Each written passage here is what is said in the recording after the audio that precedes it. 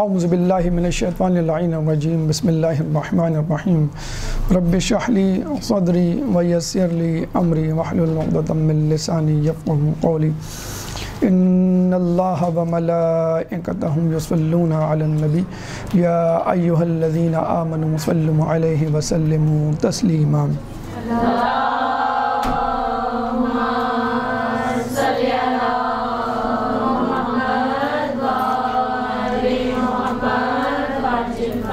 یا ایہا الذین آمنوا کتب علیکم الصیام کما کتب علی الذین من قبلکم لعلکم تتقون۔ اے ایمان والوں، تم پر روزے فرض کیے گئے جیسے کہ تم سے پہلے کے لوگوں پر، تاکہ تم متقی بن جاؤ۔ کسی شخص نے صادق آل محمد امام جعفر صادق علیہ السلام سے اللہم صلی علی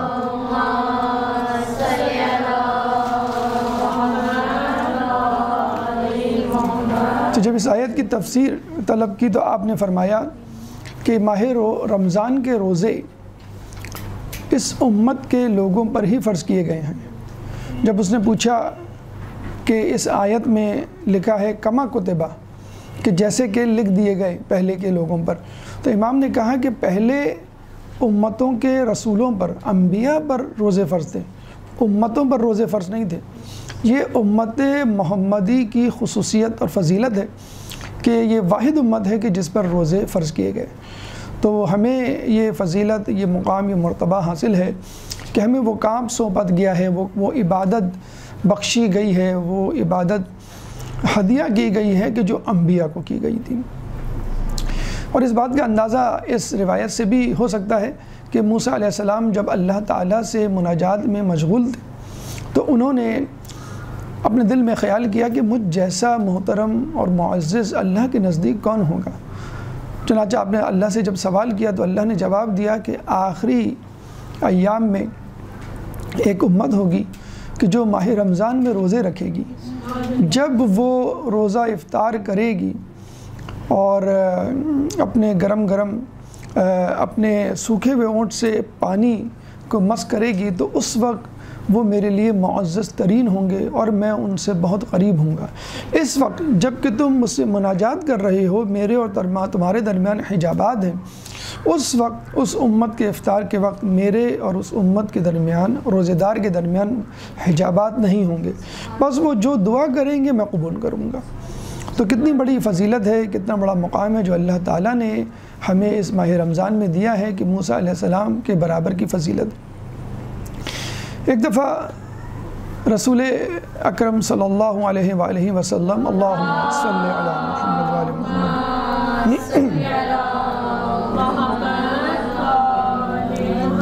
سلمان فارسی کو ماہ رمضان کی فضیلت کے حوالے سے بتلا رہے تھے، اور جب فضیلت کا اختتام ہوا تو سلمان فارسی نے کہا کہ کتنا بڑا اجر ہے جو اللہ نے ہمیں دیا ہے۔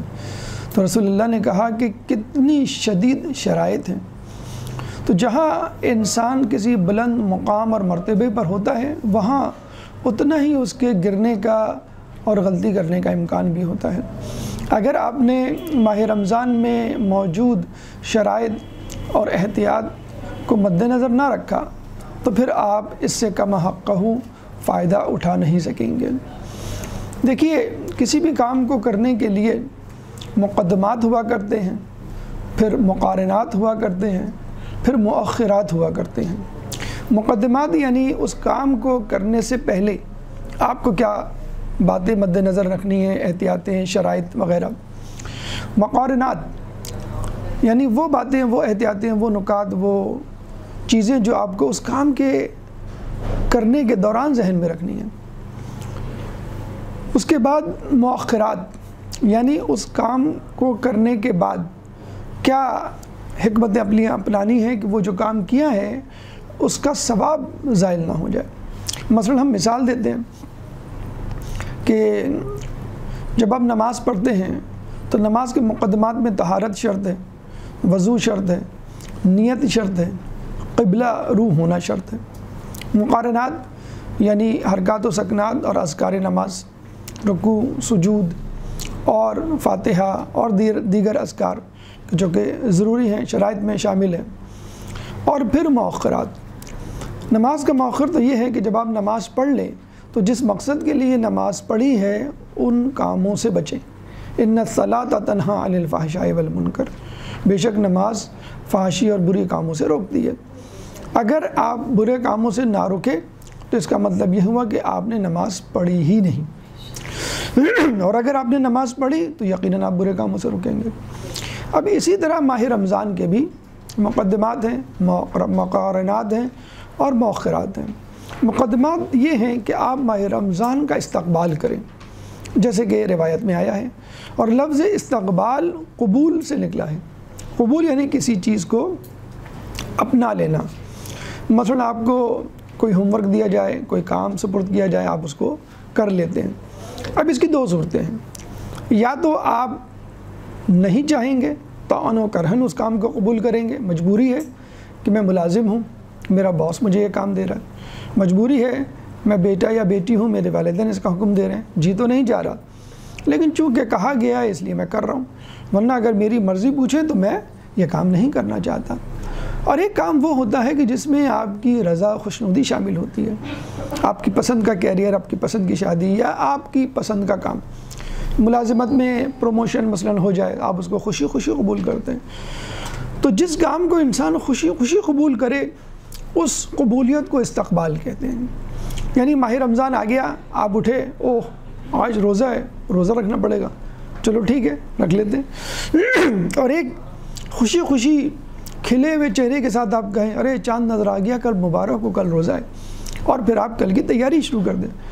کوئی آنے والا ہے اور آپ اپنے کاموں میں مشغول ہیں، گھنٹی بجتی ہے، آپ کام ختم کرتے ہیں اور دیکھتے ہیں دروازے پہ کون ہے، اور ایک کوئی آنے والا ہے اور بار بار آپ گھڑی دیکھ رہے ہیں، بار بار آپ جو ہے وہ کمرے کو صاف ستھرا کر رہے ہیں، دیکھ رہے ہیں، اپنے لباس پہ توجہ کر رہے ہیں، اور اپنے بچوں کو، گھر والوں کو جو ہے وہ ہدایات دے رہے ہیں کہ بھئی ایسے بات کرنا، ایسے رہنا، یہ چیزیں کھلانا، یہ چیز لے کر آنا۔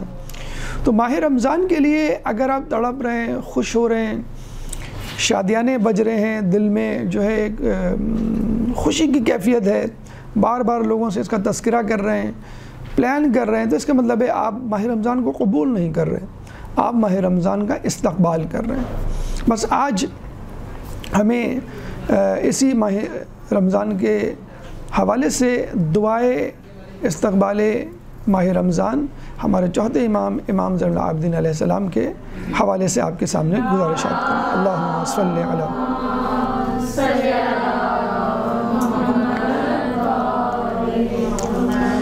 تو بس ہمیں اس ماہ رمضان کا استقبال کرنا ہے، اور یہ دعا بھی استقبال کی ایک کڑی ہے۔ اس کے بعد جب ماہ رمضان آ جائیں گے تو ماہ رمضان کے روز و شب کیسے گزارنے ہیں، کن شرائط کے ساتھ گزارنے ہیں، کن احتیاطات کے ساتھ گزارنے ہیں، اور اس کے بعد جب ماہ رمضان گزر جائے تو پھر ماہ رمضان سے حاصل ہونے والی طاقت، روحانیت اور ثواب کی حفاظت کیسے کرنی ہے۔ رسول اکرم خطبہ شعبانیہ میں فرماتے ہیں کہ لوگوں اس مہینے جہنم کے دروازے بند ہو جائیں گے، دیکھو انہیں دوبارہ اپنے اوپر کھلنے مت دینا۔ لوگوں اس مہینے جنت کے دروازے کھل جائیں گے، دیکھو ان دروازوں کو اپنے اوپر بند نہ ہونے دینا۔ لوگوں اس مہینے شیطان پابند سلاسل کر دیا جائے گا، دیکھو پھر دوبارہ اس کو اپنے اوپر مسلط نہیں ہونے دینا۔ اللہ نے آپ کے لیے جنت کے دروازے کھول دیے، اللہ نے آپ کے لیے جہنم کے دروازے بند کر دیے۔ اللہ تعالیٰ نے شیطان کہ جس نے قسم کھائی تھی فَبِعِزَّتِكَ لَأُغْوِيَنَّهُمْ أَجْمَعِينَ، میں تیرے جلال کی قسم کھاتا ہوں کہ میں تیرے تمام بندوں کو گمراہ کر کے چھوڑوں گا۔ تو اللہ نے کہا تھا کہ نہیں، میرے خاص بندے، میرے متقی پرہیزگار بندے تیرے جھانسے میں نہیں آئیں گے۔ تو وہ کون لوگ ہیں جو شیطان کی چال میں نہیں آتے، اس کے پھندے میں نہیں پھنستے؟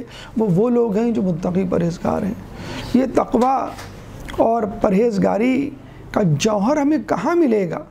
یہی ملے گا جس کے لیے کہا گیا کہ یا ایھا الذین آمنوا کتب علیکم الصیام کما کتب علی الذین من قبلکم لعلکم تتقون۔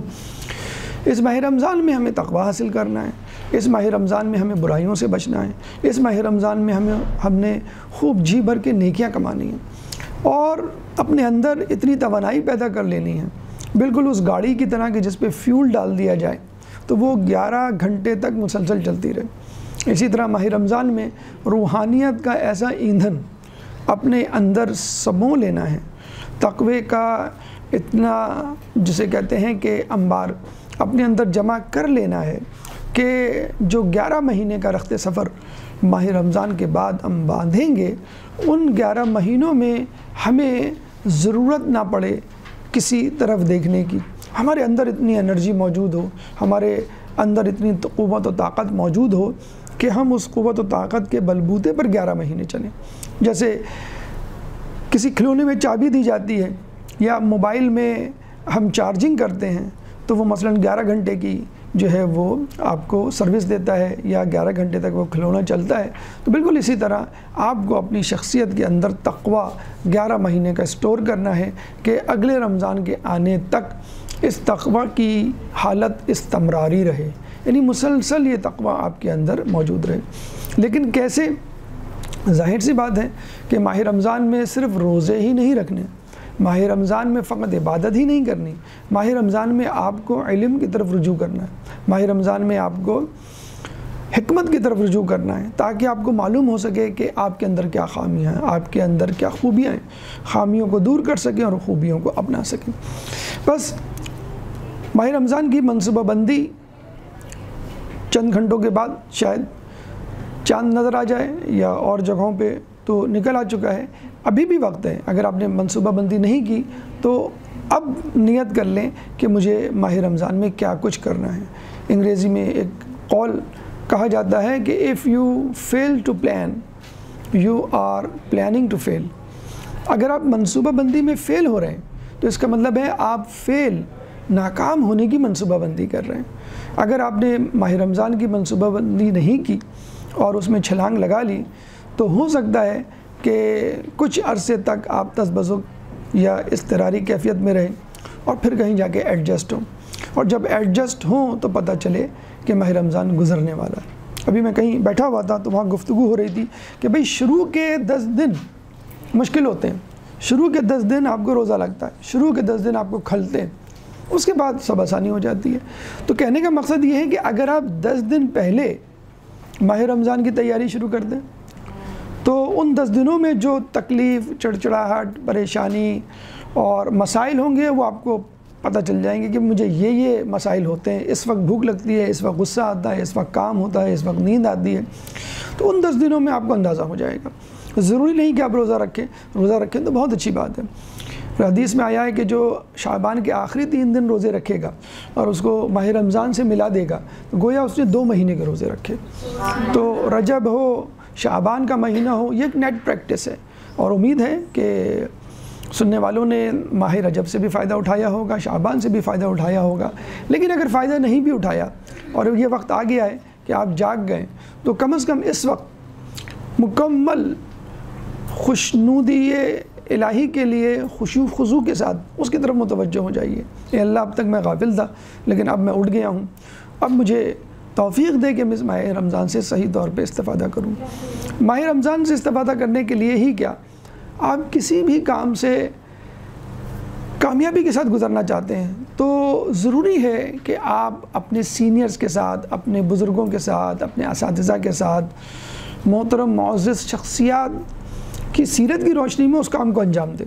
اور ماہ رمضان تو مہینہ ہی عبادات کا ہے، مہینہ ہی متقی پرہیزگاروں کا ہے، تو ہمیں ان لوگوں سے رجوع کرنا چاہیے کہ جن کی تمام زندگی چاہے رمضان ہو یا نہ ہو، رمضان جیسی ہی گزری، تو ماہ رمضان میں ان کا کیا حال ہوا ہوگا۔ خود ہمارے چوتھے امام زین العابدین علیہ السلام، اللہم صلی علی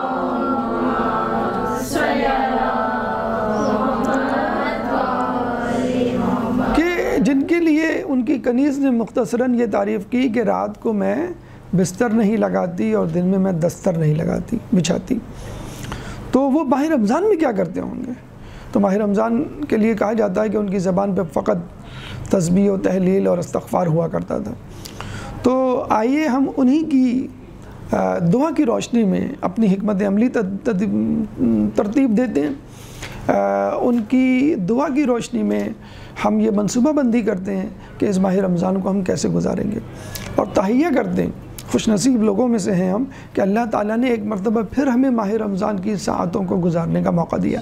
تو اس کا مطلب یہ ہوا کہ ہماری زندگی میں، ہماری عبادات میں، ہمارے رویے میں، ہماری روز و شب میں کوئی کمی تھی کہ جس کے لیے اللہ تعالیٰ نے ایک رمضان اور دے دیا کہ چلو ایک بونس مہینہ میں تمہیں دے رہا ہوں، اس میں تم جو کمی رہ گئی ہے، جیسے کہ اسٹوڈنٹ کو کہا جائے کہ بھائی ایگزام ہوگا، پھر ایگزام کے دن موقع پر کہا جائے کہ تمہیں 1 مہینے کی مہلت اور دی جاتی ہے، تو یقیناً اب آپ کا اسکور، اب آپ کی کارکردگی بہتر ہوگی۔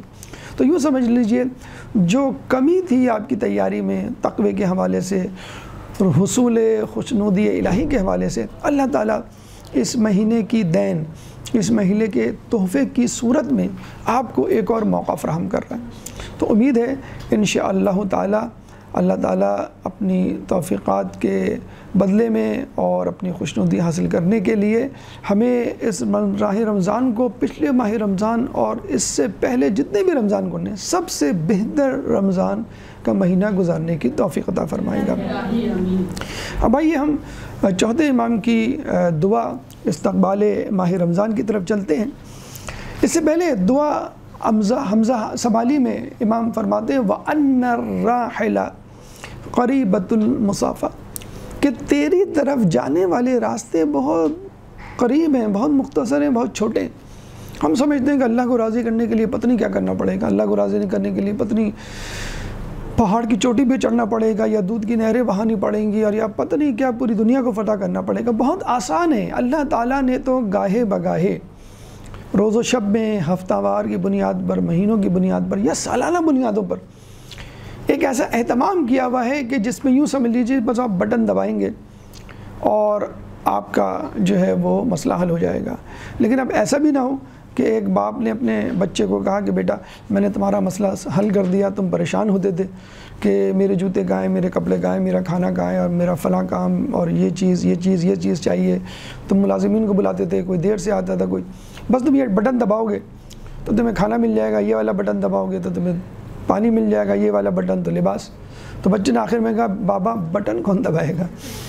تو یہ نہ ہو کہ اللہ تعالیٰ نے آپ کو ماہ رمضان پلیٹ میں رکھ کے دے دیا ہے کہ تم اس کو انجوائے کرو اور کھاؤ، اب آپ کہیں کہ میں لقمہ کیسے منہ میں ڈالوں۔ تو اتنی محنت تو کم از کم آپ کو کرنی چاہیے، اور یہ بہت بڑی فضیلت کی بات ہے کہ جیسے کہا گیا کہ موسیٰ علیہ السلام کے مقام کے برابر رسول کا امتی، کیونکہ اس سے پہلے کسی امت پہ روزے فرض نہیں کیے گئے۔ تو دعائے حمزہ سمالی میں جو امام فرماتے ہیں کہ بے شک تیری طرف جانے والے راستے بہت قریب ہیں، یعنی نانو اقرب حبل الورید من حبل الورید، کہ تو میری شہرک سے زیادہ قریب ہے۔ تو وہ کس طرح قریب ہے؟ انہی راستوں کے سبب۔ ماہ رمضان کا مثلا ایک شارٹ کٹ ہے، ماہ رمضان میں موجود شب قدر کا ایک شارٹ کٹ ہے، ماہ رمضان میں موجود جو عبادات ہیں ان کے جو درجات 10 ٹائمز یا 70 ٹائمز یا 700 ٹائمز ہیں، وہ طریقہ کار ہے جو اللہ تعالیٰ نے ہمارے لیے معین کیا ہے۔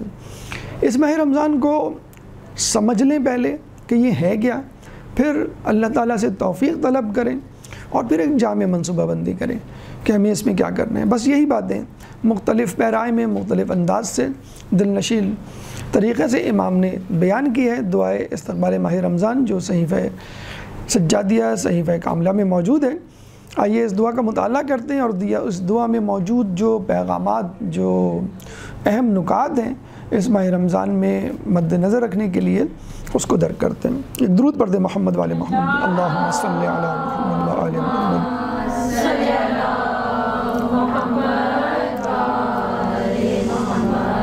امام فرماتے ہیں الحمدللہ الذی ہدانا لحمدہ وجعلنا من اہلہ لنکون لإحسانہ من الشاکرین۔ تمام تعریفیں اس اللہ کے لیے ہیں کہ جس نے اپنی حمد و سپاس کی طرف ہماری رہنمائی کی اور ہمیں حمد گزاروں میں سے قرار دیا، تاکہ ہم اس کے احسانات پر شکر کرنے والوں میں محسوب ہوں، اور ہمیں اس شکر کے بدلے میں نیکوکاروں کا اجر دے۔ اس اللہ کے لیے حمد و ستائش ہے کہ جس نے ہمیں اپنا دین عطا کیا اور اپنی ملت میں سے قرار دے کر امتیاز بخشا، اور اپنے لطف و احسان کی راہوں پر چلایا، تاکہ ہم اس کے فضل و کرم سے ان راستوں پر چل کر اس کی خوشنودی تک پہنچیں، ایسی ہم جسے وہ قبول فرمائے اور جس کی وجہ سے ہم سے وہ راضی ہو جائے۔ دیکھیں، آپ نے سورہ فاتحہ جو قرآن کا سب سے پہلا سورہ ہے اس کا مطالعہ کیا ہوگا کہ قرآن سورہ فاتحہ سے شروع ہوتا ہے اور سورہ فاتحہ خدا کی حمد و ثنا سے شروع ہوتی ہے۔ حالانکہ یہ ایک دعا ہے، لیکن ابتدا الحمدللہ رب العالمین الرحمن الرحیم مالک یوم الدین، اس کی حمد و ثنا سے شروع ہوتی ہے، یعنی بتلانے کہ اے اللہ ہم تیرے پاس جو آئے ہیں وہ کسی دنیاوی شخصیت کے مقام و مرتبے کو رکھ کر نہیں آئے، یعنی جیسے کمپنی کا مینیجر ہے یا باس ہے یا گھر کا بزرگ ہے یا محلے کا کوئی تھانے دار ہے یا M P A M N A president prime minister بادشاہ، نہیں، ہم تو تیرے لیے تیری طرف اس لیے آئے ہیں کہ تو اس پوری کائنات کا خالق ہے اور تیرے شکر گزار ہیں کہ تو نے ہمیں ہدایت دی۔ باقی تمام لوگ ہمیں کچھ جزوی نعمتیں تو دے سکتے ہیں لیکن ہدایت تو ہی دے سکتا ہے، اور یہ وہی ہدایت کی دعا ہے جس کا تذکرہ خود سورہ فاتحہ میں موجود ہے، اہدنا الصراط المستقیم۔ یہ وہ جملہ ہے جو سورہ فاتحہ کا ایسنس ہے، اصل اس کا نچوڑ ہے۔ اس سے پہلے جو ہے وہ حمد و ثنا ہے اور اس کے بعد اشارہ ہے کہ کن کی صراط غیر المغضوب علیہم ولا الضالین۔ یہاں پر ہم اللہ کا شکر ادا کر رہے ہیں کہ جو دعا ہم نے سورہ فاتحہ میں مانگی تھی وہ قبول ہو گئی۔ کیسے قبول ہو گئی؟ صراط مستقیم اللہ تعالیٰ نے ہمیں دے دی۔ کیسے پتہ چلا کہ صراط مستقیم دے دی؟ اس نے ہمیں مسلمان گھرانے میں پیدا کیا اور ہمیں ماہ رمضان کی نعمت سے نوازا۔ تو ہم پہلے تو اللہ کا شکر ادا کرتے ہیں۔ آپ کسی سے کچھ مانگتے ہیں اور اس سے پہلے کچھ لے چکے ہوں تو آپ پہلے یاد دلاتے ہیں کہ آپ کو یاد ہوگا پچھلے سال ماہ رمضان میں آپ نے راشن دیا تھا مجھے، بہت شکریہ، بہت کام آیا، بچوں نے دعائیں دی، اگر ہو سکے تو اس مہینے بھی ذرا اہتمام کر دیں، بہت مہربانی ہوگی۔ یعنی یہ بتلانے کے لیے کہ آپ نے جو احسان کیا وہ میرے کام آیا، مفید رہا اور اس کے لیے میں شکر گزار ہوں۔ تو بس اللہ تعالیٰ کے لیے آپ یہی الفاظ کہہ رہے ہیں کہ اللہ تعالیٰ جو تو نے ہدایت دی میں اس کا شکر گزار ہوں۔ اب اس ہدایت پہ چلنے کے لیے مجھے کچھ طاقت چاہیے، مجھے توفیق چاہیے، مجھے منصوبہ بندی چاہیے، مجھے طریقہ کار چاہیے، بس اس کے لیے میں تیرے سامنے حاضر ہوا ہوں۔ اور پھر صراط مستقیم نہیں، اللہ نے ہمیں ایک ایسا دین دیا جو اس سے پہلے کسی ملت و قوم کو نہیں نصیب ہوا، پھر اس کے بعد ہمیں ایک ایسی قوم اور ملت اور امت بنایا جو کسی کو نہیں بنایا۔ ایسا دین کون سا دین کہ جس کے لیے باقاعدہ اللہ تعالیٰ نے الفاظ استعمال کیا، الیوم اکملت لکم دینکم واتممت علیکم نعمتی ورضیت لکم الاسلام، کہ آج کے دن میں نے تمہارا دین مکمل کر دیا، یعنی مکمل ترین دین مکمل تمام شدہ نعمتیں، اور وہ اسلام جس سے اللہ ہم سے راضی ہو گیا۔ اب تک راضی نہیں تھا لیکن اب راضی ہو گیا۔ پھر امام شکر ادا کر رہے ہیں کہ تو نے ہمیں ایک ملت قرار دیا، عام ملت نہیں، ایک خاص ملت، وہ ملت جو انبیاء کا کمپٹیشن کر رہی ہے۔ میری امت کے علماء بنی اسرائیل کے انبیاء کے برابر یا ان سے افضل ہوں گے، یہ ہمیں روایتوں میں ملتا ہے۔ خود ابھی جو ہم نے روایت پڑھی کہ موسیٰ علیہ السلام مناجات کر رہے ہیں کہ کون میری طرح معزز و مکرم، تو اللہ نے کہا ایک قوم جو آنے والی ہے جو روزے رکھے گی۔ کنتم خیر امت اخرجت للناس تأمرون بالمعروف وتنہون عن المنکر۔ کنتم خیر امت، تم ہی بہترین امت ہو، اخرجت للناس، تم کو نکالا گیا ہے، چن لیا گیا ہے، منتخب کر لیا گیا ہے، تأمرون بالمعروف، اچھے کاموں کی ہدایت کے لیے، وتنہون عن المنکر، برے کاموں سے رکاوٹ کے لیے، ان کو روکنے کے لیے۔ تو ہمیں اس ہدایت کا شکر ادا کرنا چاہیے، اس صراط مستقیم کا شکر ادا کرنا چاہیے جو اللہ نے ہمیں عطا کی۔ ہمیں اس دین کا شکر ادا کرنا چاہیے جو اکملیت، مکمل ترین دین کی صورت میں ہم تک پہنچا، اور پھر اس کے بعد ہمیں بحیثیت ملت ایک خاص امت، بہترین امت ہونے کا شکر ادا کرنا چاہیے۔ اس شکر ادا ہونے کے بعد ہم اللہ کی طرف بڑھتے ہیں اور اللہ سے اس خاص عہدے اور اس مقام کو مینٹین کرنے کے لیے دعا مانگتے ہیں۔ جیسے ایک بچہ ہے، ایک استاد سے پڑھتا ہے، بڑے اچھے مارکس اس کے آئے ہیں، استاد نے اس کو پہلی کلاس سے لے کے 10th کلاس تک پڑھایا ہے، اب اس کو ایک مقابلے کا ایک بڑا ایگزام دینا ہے، تو اب استاد سے کہتا ہے استاد بہت شکریہ، آپ نے اتنے مراحل سے اتنے امتحانات سے مجھے کامیابی کے ساتھ گزارا، اب ایک بہت امپورٹنٹ ایگزام ہونے والا ہے جس میں میرے کیریئر پر جو اثر پڑے گا، اور کیریئر بن جائے گا، اگر پاس ہوا ناکام ہوا تو بگڑ جائے گا، تو بس آپ کو اس پر جو ہے مجھے تیاری کروانی ہے۔ تو ہم اللہ سے کہہ رہے ہیں کہ تو نے ہمیں ہدایت دی، تو نے ہمیں دین دیا، تو نے ہمیں خاص امت بنائی، اب ہم ماہ رمضان کی طرف بڑھ رہے ہیں، اس ماہ رمضان کا حق ادا کرنے کی توفیق ہمیں عطا فرما۔ اب یہاں پر دوسرے مرحلے میں، یہ تو اس دعا کا پہلا مرحلہ جو کہ ہر دعا کا ایک خاص طریقہ خاصہ ہوتا ہے، حمد و ثنا۔ دوسرے مرحلے میں اللہ تعالیٰ جو ہے وہ امام جو ہے وہ اللہ تعالیٰ کی طرف سے دی گئی نعمت یعنی ماہ رمضان کا تعارف کروا رہے ہیں۔ دیکھیں، جب تک آپ کو کسی چیز کی معرفت نہیں ہوگی، اس چیز کا حصول، اس چیز کو برتنے کا طریقہ آپ کے اندر پیدا نہیں ہوگا۔ اگر آپ کو ماہ رمضان کی اہمیت کا اندازہ نہیں تو آپ ماہ رمضان اس طرح نہیں گزاریں گے۔ اور بھی لوگ ماہ رمضان گزارتے ہیں جو مسلمان نہیں ہیں یا جو روزے نہیں رکھتے، ان کو توفیق نہیں ہوتی، ان کے دل میں ماہ رمضان کی فضیلت و اہمیت و معرفت ہی نہیں ہے۔ تو پہلے معرفت پیدا کریں، خدا کی معرفت ہم پیدا کرتے ہیں تو پھر خدا کا تخیل، خدا کا خیال، خدا کا مقام و مرتبہ ہماری روح میں اس طرح سرایت کر جاتا ہے کہ پھر ہم ہر جگہ وَهُوَ مَعَكُمْ أَيْنَمَا كُنْتُمْ، کہ تم جہاں کہیں بھی ہو وہ یعنی اللہ تمہارے ساتھ ہے۔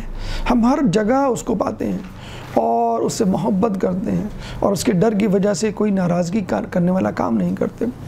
تو بس اسی طرح اللہ تعالیٰ کے جو احکامات ہیں، چاہے وہ نماز ہو، چاہے وہ روزہ ہو، چاہے وہ زکوٰۃ ہو، چاہے وہ حج ہو، چاہے وہ جہاد ہو، ان احکامات کی معرفت بھی ضروری ہے کہ کتنا اہم ہے وہ کام، واجب کام ہے، مستحب کام ہے، مباح کام ہے یا مکروہ کام ہے، حرام کام ہے۔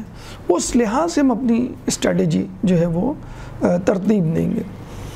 واجب کام ہے اور ایسا واجب کام کہ اس واجب کام میں کسی چیز کی ساجھیداری نہیں ہو سکتی، ایسا کام کہ جس کے علاوہ کوئی اور کام اس وقت انجام نہیں دیا جا سکتا۔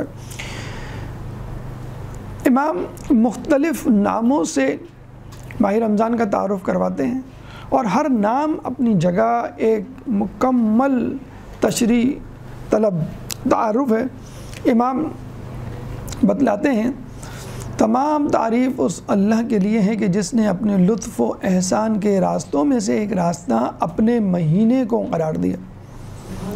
اور اس سے پہلے ہم کہہ چکے کہ امام خود دعا میں فرماتے ہیں، دعا حمد و ثنا میں وَأَنَّ الرَّاحِلَ إِلَيْكَ قَرِيبُ الْمَسَافَةِ، کہ تیری طرف جانے والے راستے کتنے آسان ہیں، اور ماہ رمضان بھی ایک راستہ ہے، اور ماہ رمضان تو آسان ترین راستہ ہے۔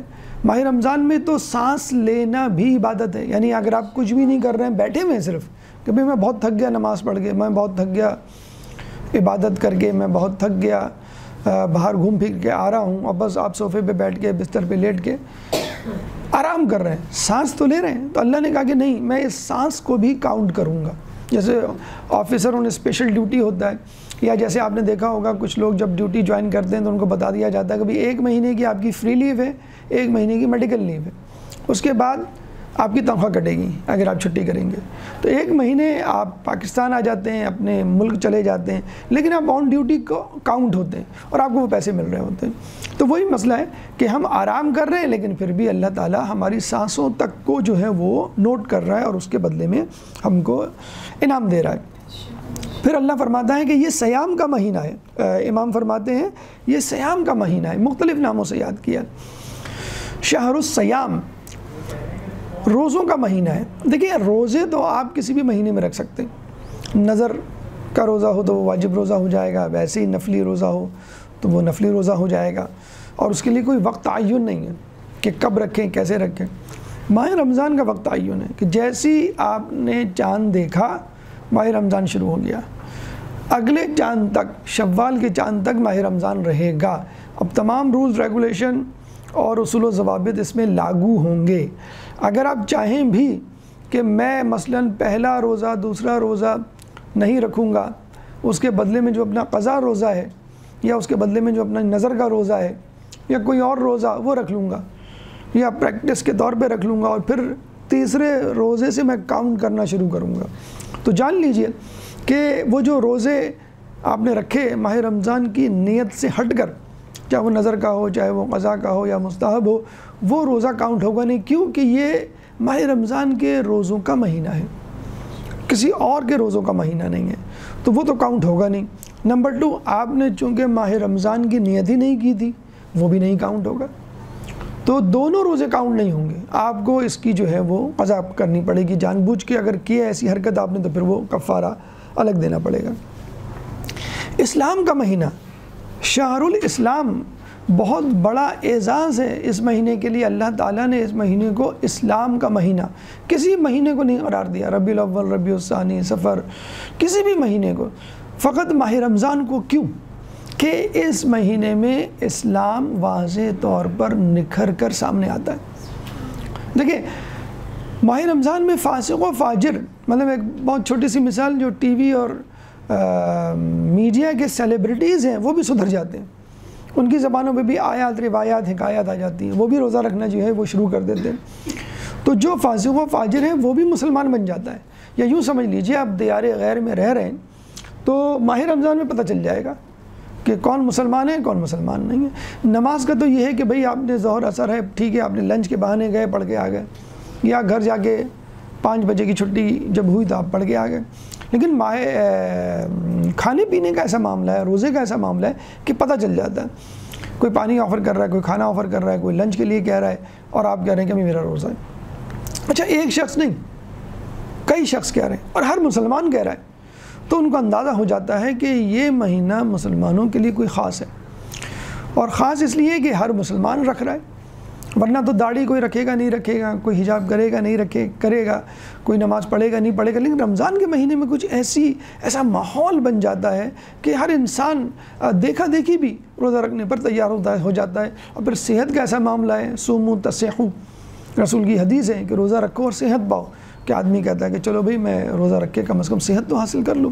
بہرحال ماہ رمضان کی وجہ سے ایک کافر اور ایک مسلمان کا فرق سامنے آ جاتا ہے۔ ہمیں پتہ چل جاتا ہے کہ دنیا میں کہاں کہاں لوگ جو ہے وہ اسلام سے تعلق رکھتے ہیں۔ چین کے صوبے سیانگ کیانگ کے بارے میں کسی کو نہیں معلوم تھا، جس کے بارے میں علامہ اقبال نے کہا تھا کہ ایک ہو امت حرم پاسبانی کے لیے، نیل کے ساحر سے لے کے تاب خاکے کا شغر۔ تو یہ شغر جو تھا یہ سیانگ کیانگ ہے بیسیکلی۔ تو وہاں کی خبریں آنے لگتی ہیں ہر رمضان میں کہ جو ہے وہ چینی گورنمنٹ جو ہے وہ سختی کر رہی ہے، اور جو ہے وہ سحری نہیں کرنے دے رہی، اور گھروں میں دھاوا بول دے رہی ہے، یا زبردستی کھلایا جا رہا ہے۔ انڈیا میں خبریں آئی تھیں کہ مسلمانوں کو زبردستی جو ہے وہ منہ میں ٹھوسا جاتا ہے کہ بھئی نہیں تم روزہ توڑو، جیسے خواتین کے لیے آج کل ایک مسئلہ کھڑا ہے کہ پردہ نہیں کرنا ہے۔ تو مسلمان جو ہے وہ ڈٹ جاتا ہے کہ میں جو ہوں وہ روزہ رکھوں گا۔ آپ نے دیکھا ہوگا اپنے آپ کے گھر کے بچے تڑپ رہے ہوتے ہیں کہ ہمیں روزہ رکھنا ہے، حالانکہ 5 سال کا بچہ ہوتا ہے، 10 سال کا بچہ ہوتا ہے، روزہ فرض نہیں ہوتا ہے لڑکوں پہ، لیکن پھر بھی وہ کہتے نہیں ہمیں، وہ دیکھا دیکھی ہوتے ہیں اور تڑپ رہے ہوتے ہیں، اور بےحال ہوتے ہیں، بدحال ہوتے ہیں، پیاس میں ہوتے ہیں، بھوک کی کیفیت ہوتی ہے، لیکن وہ کہتے نہیں مجھے پورا روزہ رکھنا ہے۔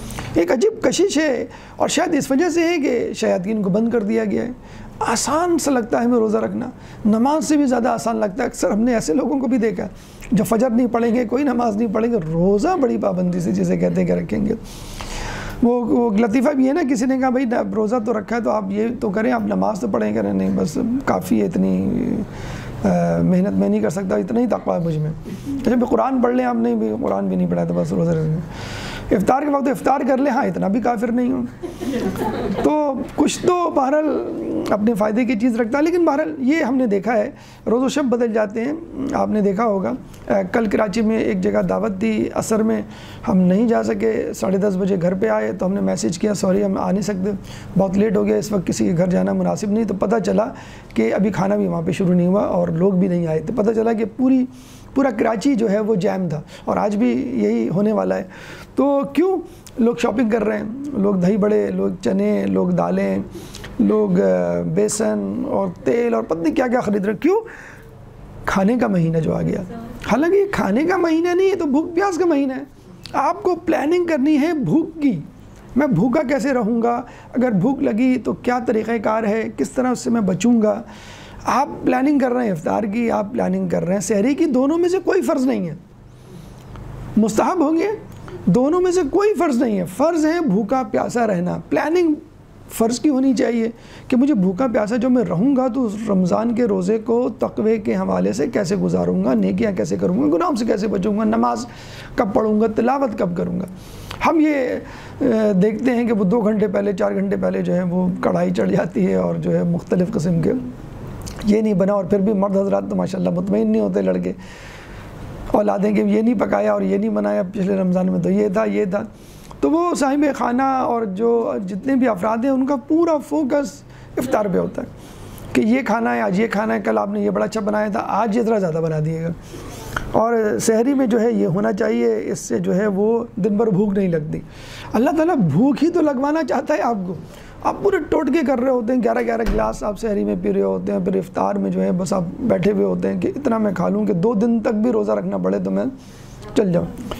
فوکس ٹھیک ہے، بعض اوقات ہوتی انسان کی طبیعت کہ انسان چاہتا ہے کہ تھوڑا بہت چلو چھولے ہو جائیں، پکوڑے ہو جائیں، یا کوئی ایسی چیز جو منہ کا ذائقہ آپ کو کوئی مذائقہ نہیں ہے آپ کھائیں.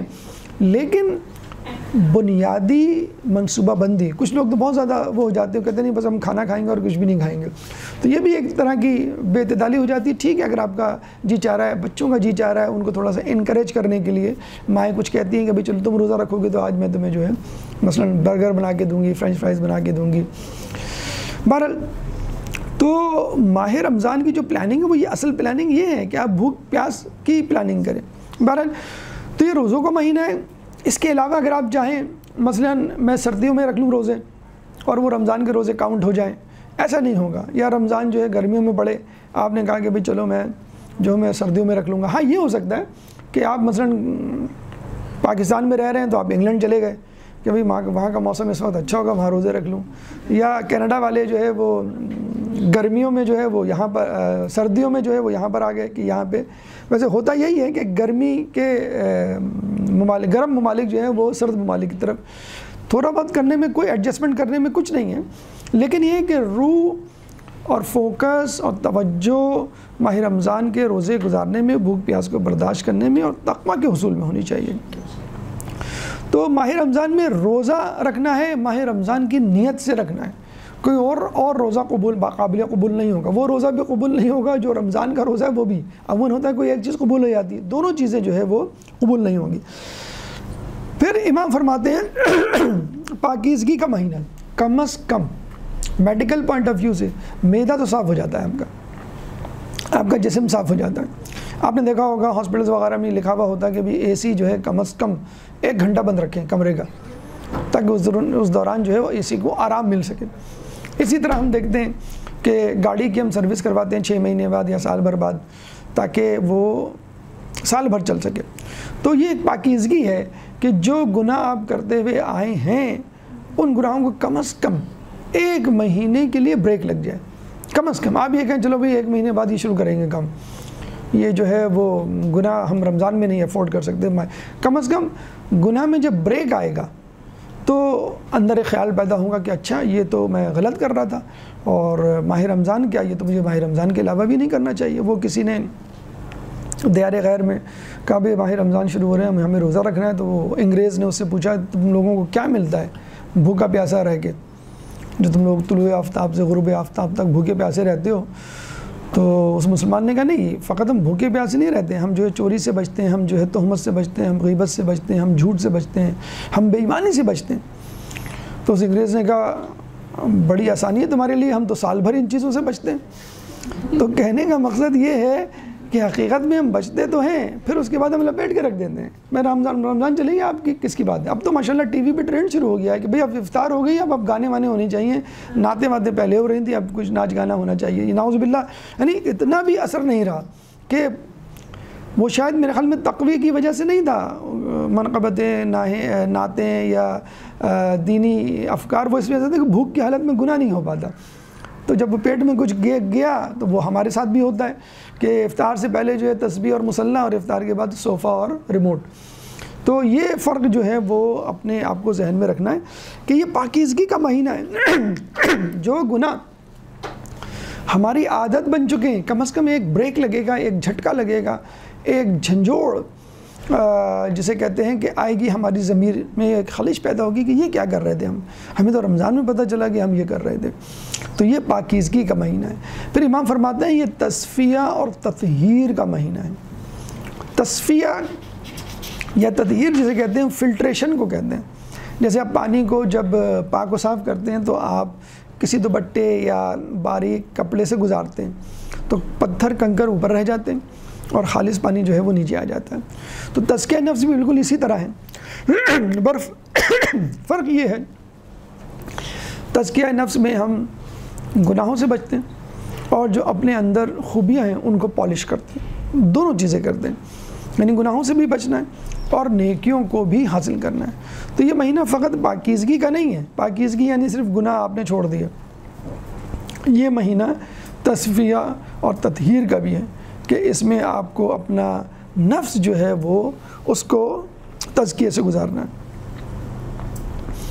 پھر امام فرماتے ہیں عبادت و قیام کا مہینہ ہے۔ عبادت و قیام تو اور مہینوں میں بھی ہو سکتی ہے، لیکن جیسے کہ اس میں کہا گیا کہ نوافل پڑھنے کا ثواب فرض پڑھنے کے برابر، فرض پڑھنے کا ثواب 70، ایک حرف کے بدلے 10 نے کیا، الف لام میم تو 30 نے کیا، تو ثواب 10 گنا 70 گنا جو ہے وہ بڑھا دیا گیا ہے اس مہینے میں۔ تو اس میں جتنی عبادت کی جائے اتنا کم ہے، تو کوشش کریں کہ اس میں وہ عبادتیں بھی انجام دیں جو عموماً آپ انجام نہیں دیتے۔ مثلاً میں ایک مثال دوں گا، نوافل۔ ہم لوگ کیا نوافل پڑھنے کا اتنا رجحان نہیں ہے، ہم نے جو ہے وہ 3 فرض پڑھی اور 4 عشاء کی فرض اور یہ آپ کی نماز ہو گئی۔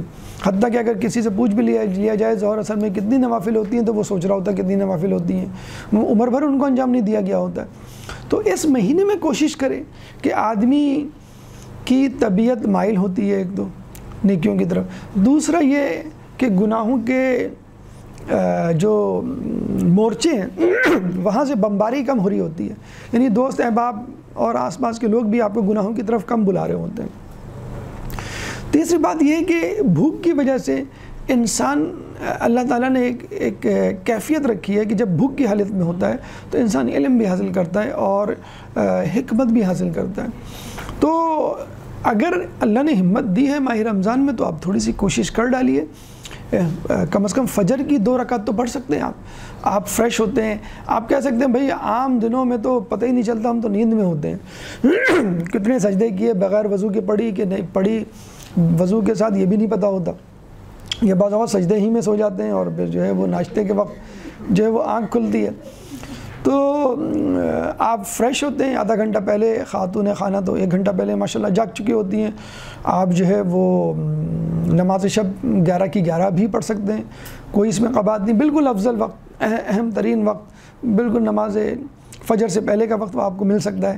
یعنی آپ نے افطار کی، سحری ابھی روزہ رکھنا جو ہے وہ شروع ہو گیا، سحری کے بعد آپ نے جو ٹائم ملتا ہے عموماً جو احتیاط کا وقت ہوتا ہے یا ویسے بھی فارغ تو ہو چکے ہوتے ہیں آپ، اس میں آپ نماز شب پڑھ لیں اور کوشش کریں 11 کی 11 پڑھیں، کوشش کریں جو اس میں قنوت کے تمام لوازمات ہیں، جو 300 مرتبہ الفوا ہے، 70 مرتبہ استغفر اللہ ہے، وہ 40 لوگوں کے لیے جو استغفار کی دعا ہے، 1 مرتبہ کر کے دیکھ لیں، 2 مرتبہ کر کے دیکھ لیں، 11 نہیں تو 1 سے بڑھ کر 3 اور پھر 5 اور پھر 7 کر کے۔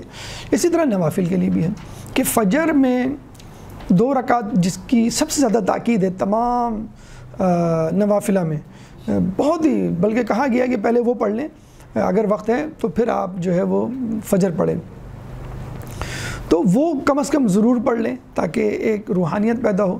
اور یہ بھی ایک طرح کی، جس طرح ماہ رمضان کی پریکٹس ہے، نوافلہ بھی آپ کو پریکٹس کروا دیں کہ پہلے آپ اچھی طرح جاگ جائیں، اگر آپ نے سوتے میں نماز پڑھی تو کوئی بات نہیں، یہ نفل تھی، لیکن اب جو ہے وہ امپورٹنٹ کوسچن ہے یا امپورٹنٹ عبادت ہے جو فرض ہے وہ آپ کو کرنی ہے۔ اسی طرح عشاء کی جو 2 رکعت ہیں وہ جو 4 کے بعد آپ بیٹھ کے پڑھتے ہیں، وہ تو بیٹھ کے پڑھنی ہے، یہ بھی آپ دیکھ لیں لطف ہے۔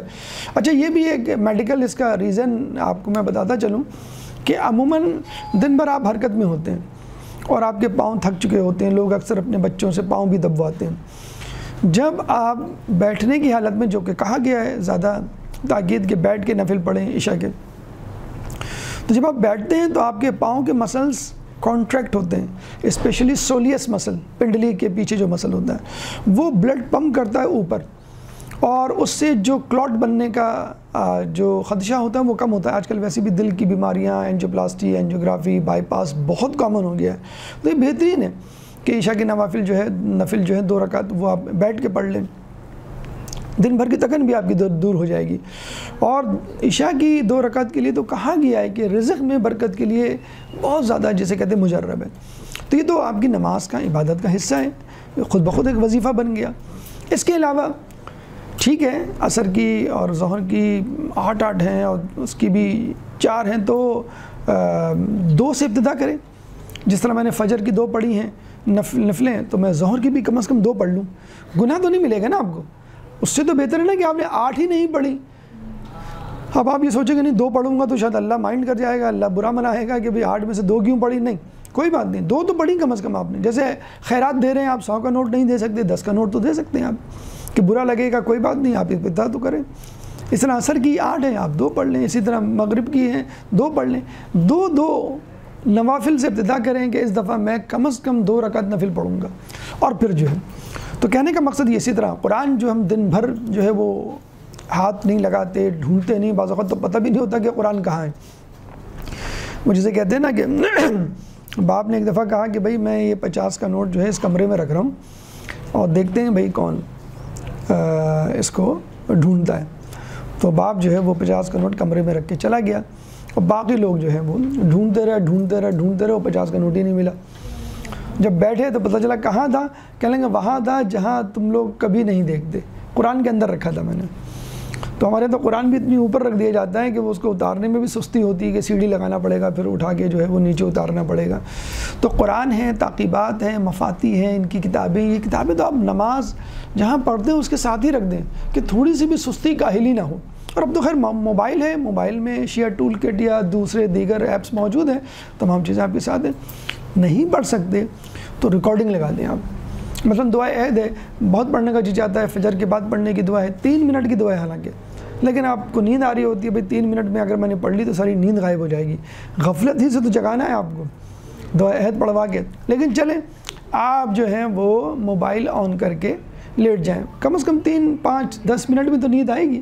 ہم تو سوتے سوتے میں بھی واٹس ایپ میسیجز چیک کر رہے ہوتے ہیں, کتنا امپورٹنٹ میسیج آیا, پتہ نہیں کوئی لاٹری کھلی ہے کیا, کوئی انعام نکل آیا ہمارا, وہ بہت ضروری ہوتا ہے.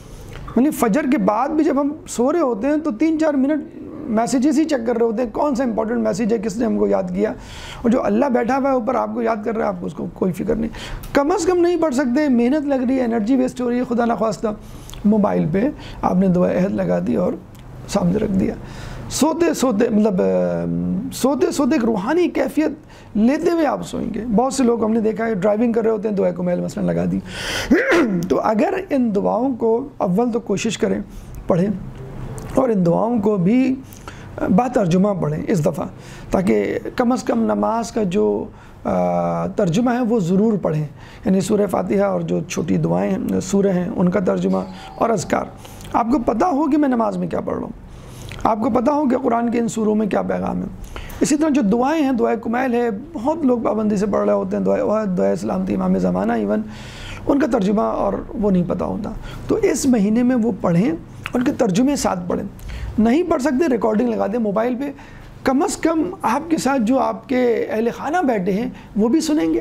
اور ایک بھی آپ نے روک دیا کہ دیکھو مولا جو ہے اس جملے میں کیا کہہ رہے ہیں کہ صبر تو علی نارک, میں تیری جہنم کے یا آگ پہ تو صبر کر لوں گا, عذابک کیف اصبرت علی فراقک, میں کیسے تیری فراق پہ, تیری جدائی پہ صبر کروں گا.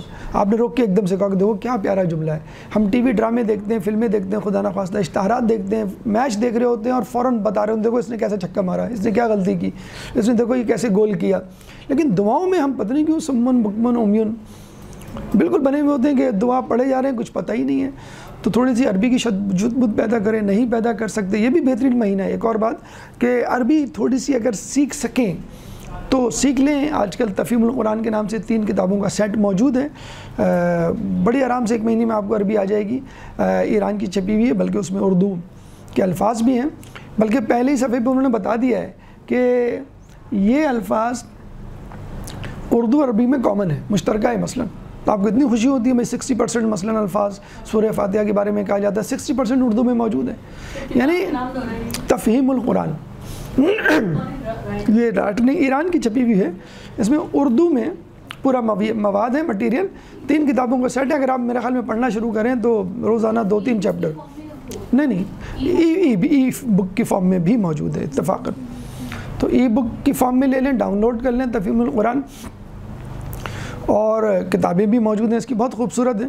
اگر کسی کو نہیں چاہیے تو آپ بتا دیے گا، مینجمنٹ میں ہم انتظام کروا دیں گے. ہم نے اپنے مدرسے میں بھی مفت تقسیم کروائی تھی. تو یہ بہترین مہینہ ہے ماہ رمضان میں قرآن کو سمجھنے کا، سیکھنے کا.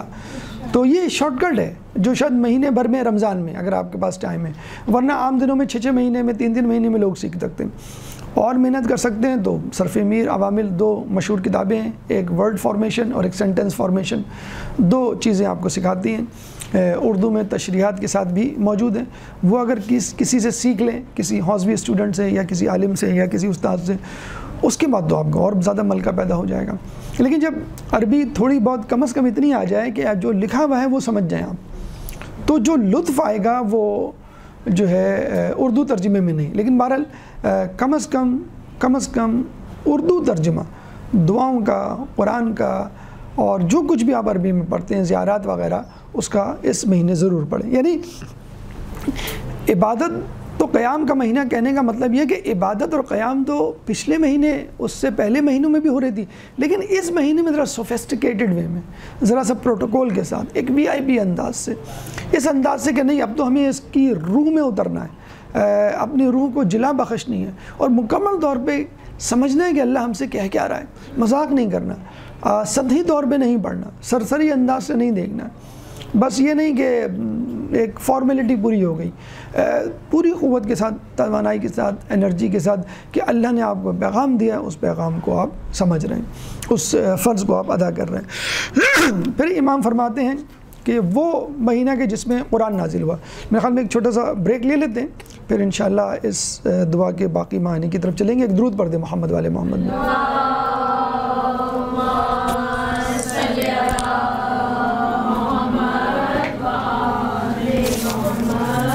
اس کے بعد امام اس ماہ رمضان میں اترنے والی عظیم الشان کتاب الہی قرآن کا تذکرہ کرتے ہیں.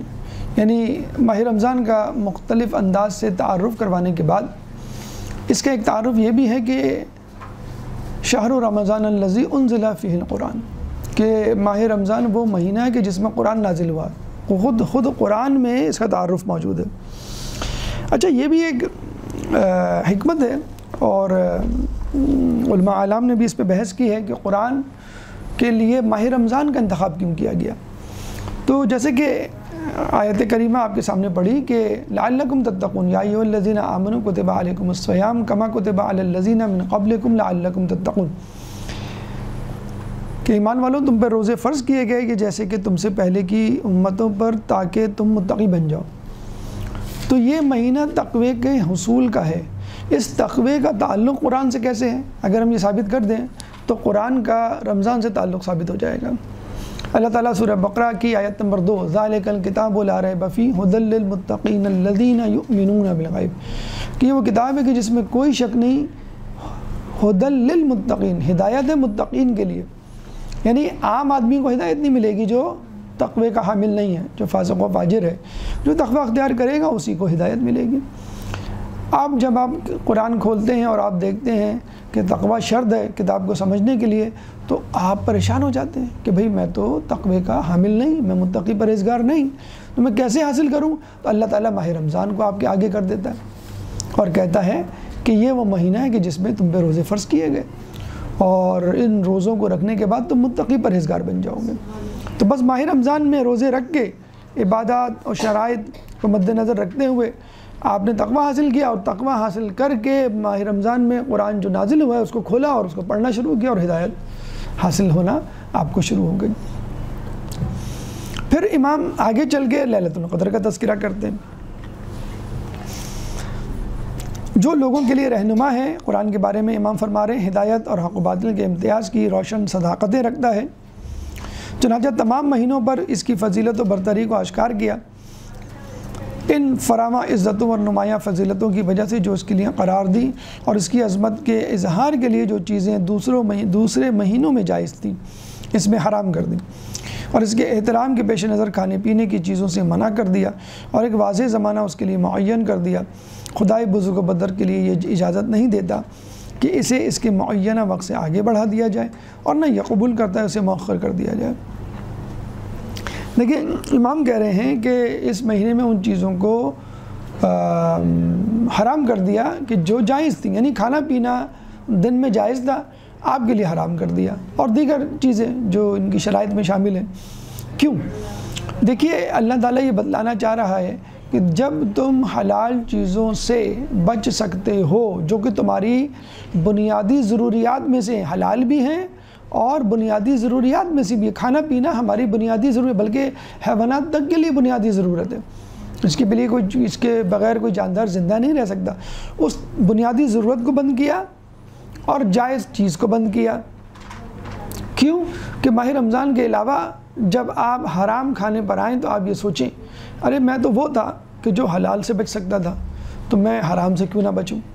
یہ بالکل ایسا ہی ہے کہ ایک کھلاڑی کو کھیلوں کے مقابلے سے پہلے پہاڑوں پر لے کے جایا جاتا ہے، اس سے وہاں تمرین کروائی جاتی ہے، مشق کروائی جاتی ہے، دوڑایا جاتا ہے، اور پھر کہا جاتا ہے کہ تم اب جو ہے میدان میں دوڑو۔ تو کہتا ہے میں تو پہاڑوں پہ دوڑتا تھا، یہ تو میدان ہے، وہاں جو ہے میں 5 گھنٹے دوڑتا تھا، یہاں تو فقط 1 گھنٹے دوڑنا ہے۔ تو ماہ رمضان میں سختی میں آپ حلال چیزوں سے بچ رہے ہیں، تو ماہ رمضان کے بعد نرمی میں، آسانی میں آپ حرام چیزوں سے کیوں نہیں بچ سکتے؟ یہ ہے وہ خصوصیت جو ماہ رمضان کو ممیز کرتی ہے، ممتاز کرتی ہے اور مہینوں سے، کہ ماہ رمضان میں وہ چیزیں حرام کر دی گئی ہیں کہ جو عام دنوں میں حلال تھیں۔ پھر امام لیلۃ القدر کے بارے میں تذکرہ کر کے فرماتے ہیں پھر یہ کہ اس کی راتوں میں سے ایک رات کو 1000 مہینوں کی راتوں پر فضیلت دی اور اس کا نام شب قدر رکھا۔ اس رات میں فرشتے اور روح القدس ہر اس امر کے ساتھ جو اس کا قطعی فیصلہ ہوتا ہے اس کے بندوں میں سے جس پر وہ چاہتا ہے نازل ہوتے ہیں۔ وہ رات سراسر سلامتی کی رات ہے جس کی برکت طلوع فجر تک دائم و برقرار رہتی ہے۔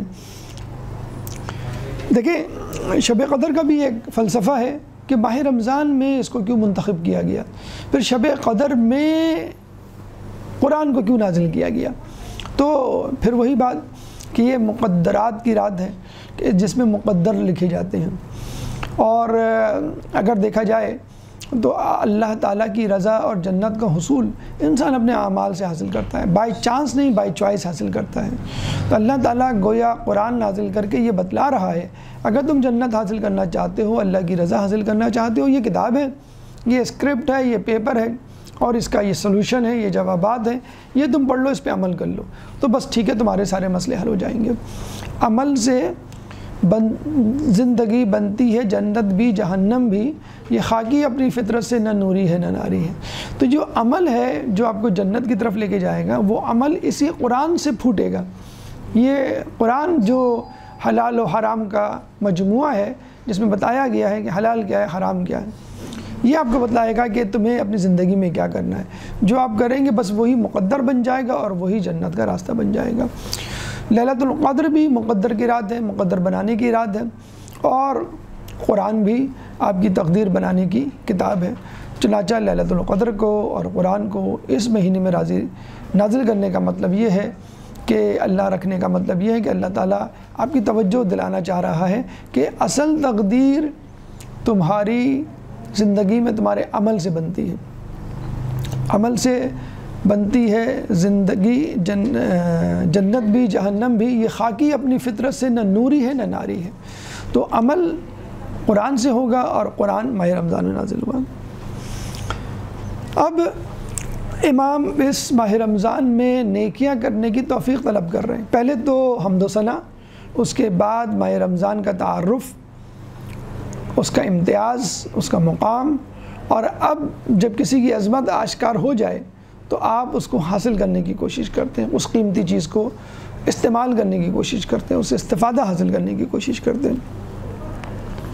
امام توفیق طلب کرتے ہوئے فرماتے ہیں اللہ محمد اور ان کی آل پر رحمت نازل فرما اور ہمیں ہدایت فرما کہ ہم اس مہینے کے فضل و شرف کو پہچانیں، اس کی عزت و حرمت کو بلند جانیں اور اس میں ان چیزوں سے جن سے تو نے منع کیا ہے اجتناب کریں، اور اس کے روزے رکھنے میں ہمارے اعضاء کو نافرمانیوں سے روکنے اور ان کاموں میں مصروف رکھنے سے جو تیری خوشنودی کا باعث ہو ہماری اعانت فرما۔ یعنی اللہ تعالیٰ سے مدد طلب کر رہے ہیں کہ اے اللہ ہمیں نیک کاموں کی توفیق دے اور گناہوں سے بچا۔ اچھا توفیق کیا ہوتی ہے؟ اکثر لوگ نماز نہیں پڑھتے اور کہتے ہیں کہ بھئی بس اللہ کی نے توفیق نہیں دی، حج نہیں کرتے، کہتے ہیں کہ بھئی اللہ جب توفیق دے گا تو ہم حج پہ چلے جائیں گے، گناہ کر لیا کیا کریں، اللہ یہی چاہتا تھا۔ تو نیکیاں نہ کرنے کی وجہ کیا بتلائی جاتی ہے؟ بھئی اللہ نے توفیق نہیں دی۔ توفیق کیا ہے؟ توفیق یہ ہے کہ آپ اللہ سے نیک کام کو کرنے کی طاقت طلب کرتے ہیں۔ توفیق کیا ہے؟ گناہوں سے بچنے کے لیے قوت طلب کرتے ہیں، یہ ہے توفیق۔ اگر آپ نے مجھ سے پانی کا گلاس مانگا پیاس بجھانے کے لیے، میں نے دے دیا، تو کیا آپ کی پیاس بجھ جائے گی؟ نہیں، جب تک آپ اس پانی کو پیئیں گے نہیں۔ آپ نے کھانا مانگا، کھانا مل گیا، کیا بھوک مٹ جائے گی؟ جب تک آپ اس کو کھائیں گے نہیں۔ اسی طرح ایک گاڑی دے دی، آپ کو گاڑی مل گئی لیکن آپ نے اس کو چلایا نہیں، تو پھر کیسے آپ ایک جگہ سے دوسری جگہ منتقل ہو سکیں گے؟ تو اللہ تعالیٰ نے آپ کو ماہ رمضان دے دیا، اب آپ کی ذمہ داری ہے۔ تو توفیق طلب کرنے کا مطلب ہے ہم نے قوت طاقت طلب کر لی، اب اس طاقت کو استعمال کرنا ہمارا کام ہے۔ توفیق کے حوالے سے کہا یہ جاتا ہے کہ اور حقیقت ہے کچھ لوگوں کو اللہ نیکیوں کی زیادہ توفیق دیتا ہے، کچھ لوگوں کو کم دیتا ہے، لیکن یہ آپ کے ارادے اور نیت پر ہے۔ کہتے ہیں کہ اگر آپ کوئی کام کر رہے ہیں اور اس میں اللہ کی رضا شامل ہے تو اس کا مطلب ہے کہ اللہ ہی نے آپ کو یہ توفیق دی۔ اگر اللہ کی رضا شامل نہیں ہے تو ظاہر سی بات ہے اللہ کی مرضی کے بغیر یہ کام کر رہے ہیں۔ تو یہ کیسے پتہ چلے گا کہ میں یہ جو کام کر رہا ہوں اس میں اللہ کی رضا شامل ہے؟ اچھا بعض اوقات آپ کے پاس دو آپشن ہوتے ہیں کہ میں مدرسے جاؤں یا گھر میں بیٹھ کے علم حاصل کر لوں، دونوں صحیح ہیں، حلال ہیں، مباح ہیں، جائز ہیں، آپ کر سکتے ہیں۔ میں جو ہوں اس وقت نافلہ نمازیں پڑھوں یا تلاوت کروں مثلاً، تو دونوں جائز ہیں۔ اس میں آدمی زیادہ کنفیوز ہوتا ہے۔ دو جابز ہیں، دو نوکریاں ہیں، دونوں جائز ہیں، دونوں میں حلال کمائی ہے، میں یہ کمائی کروں کہ یہ نوکری کروں؟ کیسے پتہ چلے گا کہ کس میں اللہ کی توفیق اور رضا؟ توفیق کا مطلب ہے اللہ کی رضا بھی چھپی ہوئی ہے اس میں جب اللہ قوت دے رہا ہے۔ تو علماء اعلام اس کی 3 نشانیاں بتاتے ہیں۔ اگر آپ کوئی کام کریں اور آپ کو تذبذب ہو کہ یہ کام اللہ کی توفیق کے ذریعے سے ملا ہے مجھے یا بس میں چاہ رہا تھا، ایک ہوتا ہے نا آپ خود سے چاہتے ہیں بھائی یہ مجھے کام کرنا ہے، ایک ہوتا ہے کہ آپ اللہ سے توفیق طلب کرتے ہیں اور اللہ کہیں سے انتظام کر دیتا ہے اور کوئی کام پکڑا دیتا ہے آپ کو ٹیچر بنا دیا، آپ کو جو ہے وہ امام بارگاہ کی کوئی ذمہ داری دے دی، مدرسے کا کوئی کام۔ کیسے پتہ چلے گا؟ 3 طریقے۔ پہلی بات تو یہ ہے کہ وہ کام عقل کے مطابق ہوگا، عقلی ہوگا، غیر عقلی نہیں ہوگا کہ عام لوگ اس کو دیکھ کے کہیں میں یہ کام کرنے کیا بیٹھ گئے، یہ تمہیں تو سوٹ نہیں کرتا، تم تو اب یہ کر رہے تھے، یہ کرتے کرتے ایک دم سے تم نے یو ٹرن لے لیا، یہ تمہاری جاہ و جلال حشمت اور تمہاری طبیعت اور مزاج کے خلاف ہے کہ لوگ کیا کہیں گے۔ عجیب سا لگتا ہے آپ اس عمر میں اور اس مقام پر ہوتے ہوئے کام کریں۔ عقل کے مطابق نہیں ہوگا وہ کام، اگر اللہ نے توفیق نہیں دی۔ اگر اللہ نے توفیق دی ہے تو وہ کام عقلی ہوگا، جو بھی دیکھے گا کہے گا ہاں ماشاءاللہ بڑا اچھا کام ہے، اور آپ کے لیے تو بہت ہی خوب ہے، آپ کی طبیعت مزاج کے مطابق ہے اور بہت اس کو میں فائدہ ہوگا آپ کو۔ نمبر 1۔ نمبر 2، اس کام کے فتنوں سے محفوظ رہیں گے۔ دیکھیں ایک کام جائز ہوتا ہے لیکن اس میں حادثات، نقصانات، آفات و بلیات، فتنہ و فساد کا اندیشہ ہوتا ہے۔ ایک مثلا اسکول ہے، ایک کالج ہے، ایک یونیورسٹی ہے، ایک آفس ہے، ایک دکان ہے، وہاں پہ لوگ جاتے ہیں اور آ جاتے ہیں، لیکن کچھ لوگ وہاں پہ گناہ کر رہے ہوتے ہیں۔ ایک ہی یونیورسٹی ہوتی ہے جہاں پہ لوگ پڑھ رہے ہوتے ہیں، اور ایک یونیورسٹی ہے جہاں پہ ڈرگز اور ڈانس اور پتہ نہیں کیا اور ہوتا ہے، ابھی جو ٹی وی پہ کچھ دنوں پہلے آیا تھا۔ تو اسی یونیورسٹی میں، اسی ڈپارٹمنٹ میں ایک کونا، ایک گروہ غلط کاموں میں مصروف ہوتا ہے اور ایک صحیح کاموں میں۔ اب آپ کو اللہ نے وہاں ایڈمیشن دلوایا مثلا، اور وہ جائز کام تھا، پڑھائی کی چیز تھی، کام تھا۔ اب آپ نے کہا یہ ہاں تو یہ ہو رہا ہے، یہ ہو رہا ہے، لیکن آپ تو اس میں ملوث نہیں ہیں، آپ تو ان فتنوں کا شکار نہیں ہیں، تو اس کا مطلب ہے اللہ نے آپ کو توفیق دی ہے، ان کو نہیں دی تھی، ان کے لیے صحیح نہیں تھا، آپ کے لیے صحیح ہے۔ اسی طرح ہم گاڑی لے کے گھر سے نکلتے ہیں، کچھ لوگ حادثات کا شکار ہوتے ہیں، کچھ لوگ حادثات کا شکار نہیں ہوتے۔ تو کہنے کا مقصد یہ ہے کہ اگر وہ کام جو آپ کر رہے ہیں وہ عقل کے مطابق ہے اور کام کے دوران اس کام کے فتنوں سے محفوظ ہیں۔ فتنہ دیکھیں ایسا بھی ہو سکتا ہے، مثلا آپ نے جو ہے وہ قرآن کو حفظ کرنا شروع کیا، لوگوں نے آپ کو حافظ کا لیبل لگانا شروع کیا، پھر آپ میں ایک ریاکاری پیدا ہو گئی، تکبر پیدا ہو گیا، اللہ نے آپ کو استاد بنایا، عالم دین بنایا، آپ لوگوں کو حقیر سمجھنے لگے، یہ اس کے فتنے ہیں۔ اگر یہ فتنے آپ کے ساتھ ہیں اس کا مطلب ہے اللہ کی توفیق نہیں ہے، زبردستی آپ اس میں آئے، جم کے بیٹھ گئے، اور چونکہ اللہ کی توفیق نہیں تھی، آپ اپنے تئیں آئے تھے، اللہ کی مدد اس میں شامل نہیں، چنانچہ یہ کام صحیح ہوتے ہوئے بھی آپ کے لیے نقصان دہ ہے۔ غریبوں کی مدد کرنا کیوں صحیح نہیں ہے؟ بالکل صحیح ہے، بہت اچھا کام ہے، لیکن کچھ لوگ اس کو ریاکاری کا، نمود و نمائش کا ذریعہ بنا لیتے ہیں، تو اس کو تو فائدہ ہو گیا غریب کو، لیکن آپ کو ریاکاری کا نقصان اٹھانا پڑا۔ تو توفیق کیا ہے کہ عقل اس کی گواہی دے کہ یہ کام بالکل صحیح ہے، آپ بالکل صحیح کر رہے ہیں۔ توفیق کیا ہے کہ اس کام کے دوران آپ اس کام کے فتنوں کا شکار نہ ہوں۔ ہر کام کے الگ فتنے ہوتے ہیں، یعنی علم دین کے حوالے سے جیسے کہا جاتا ہے تکبر، حسد جو ہے وہ اس کا فتنہ ہے۔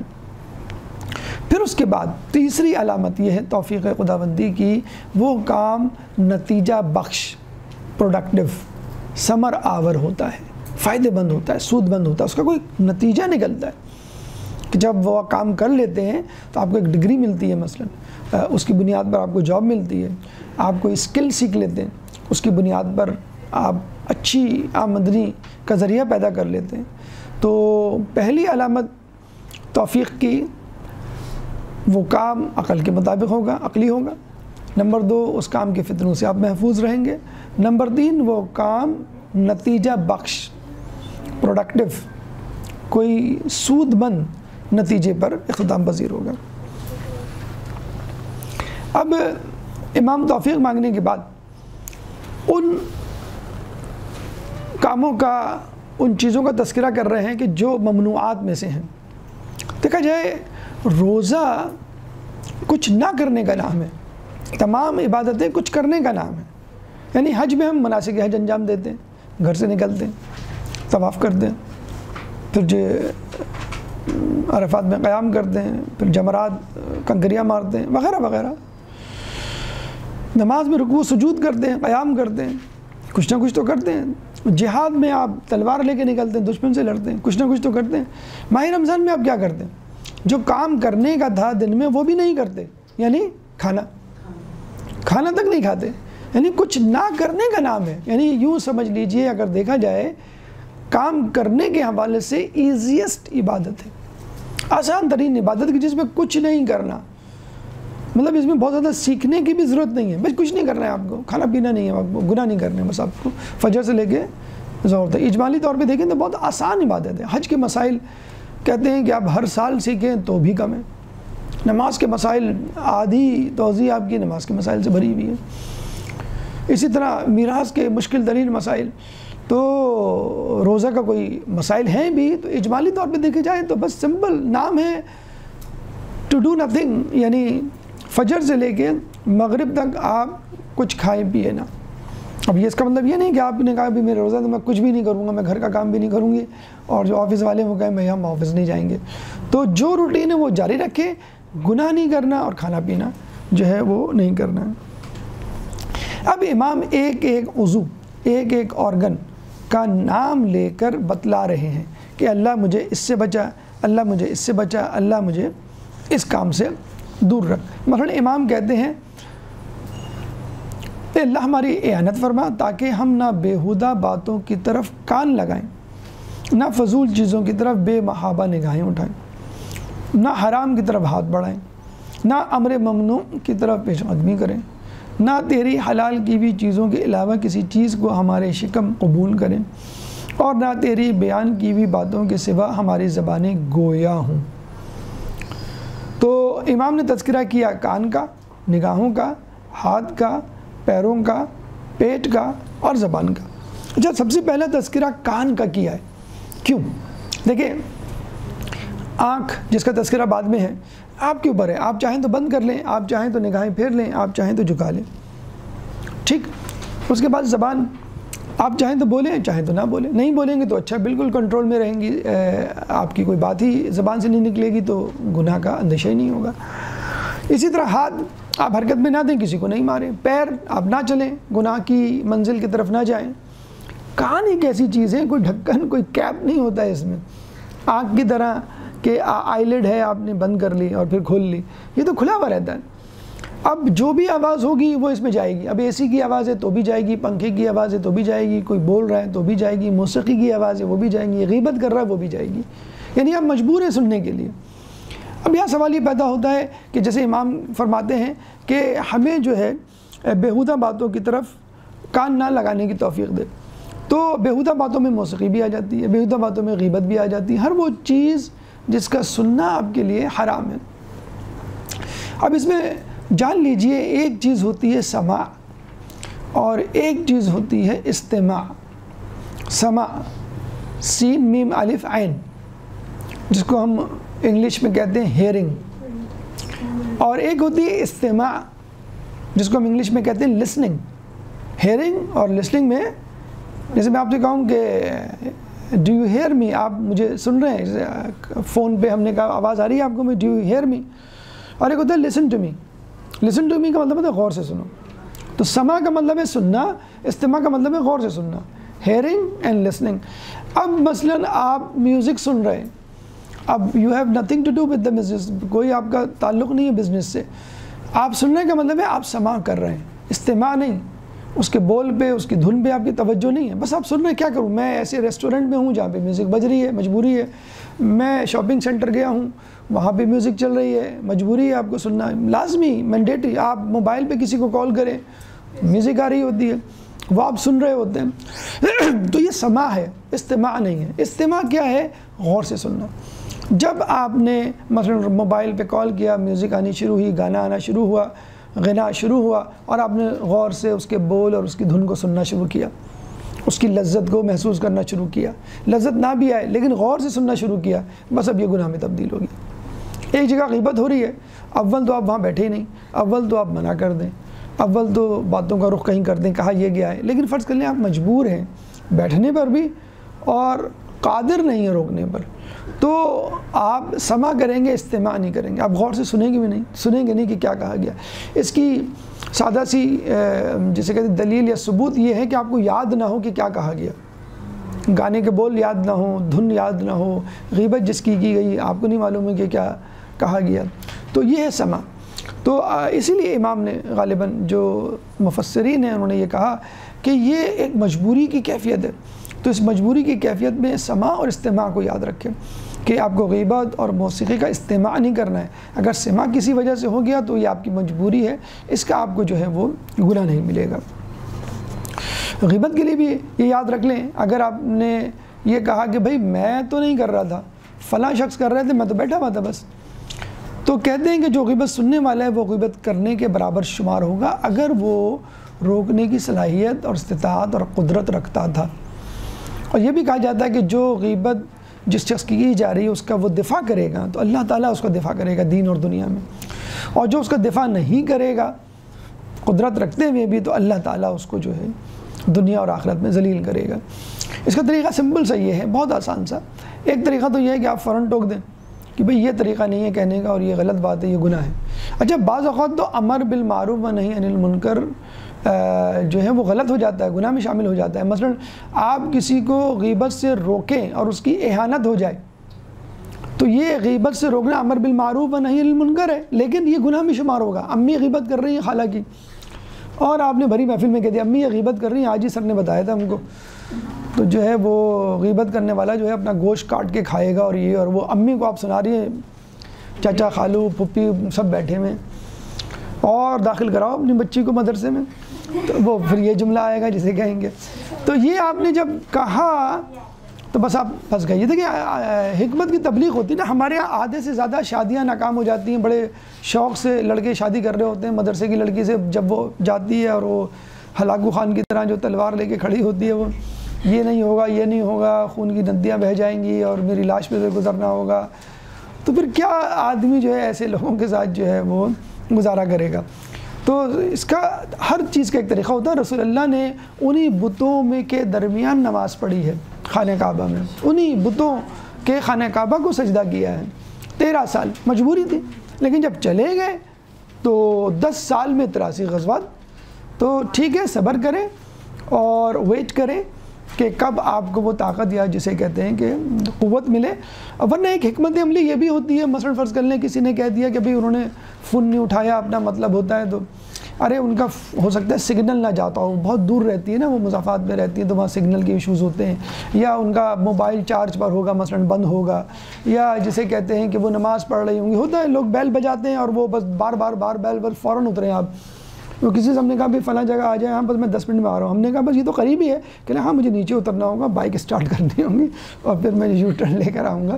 تو یہ دوسروں کی مجبوریوں کو بھی سمجھیں, اور جب کوئی کسی کی برائی کرے تو آپ اس کا ایک ریزن یا ہیلا یا بہانہ بتا دیں کہ ہو سکتا ہے یہ وجہ ہو, ٹریفک جام ہو, اس وجہ سے وہ لیٹ ہو گئے ہو مثلا. سر یہ نہیں کر سکتے ادھر ادھر ہو جائے, یہ بھی جو ہو سکتا ہے وہ کریں. اگر آپ ادھر ادھر ہو سکتے ہیں ادھر ادھر ہو جائیں, اب بات کو ادھر ادھر کر سکتے ہیں بات کو ادھر ادھر کر دیں.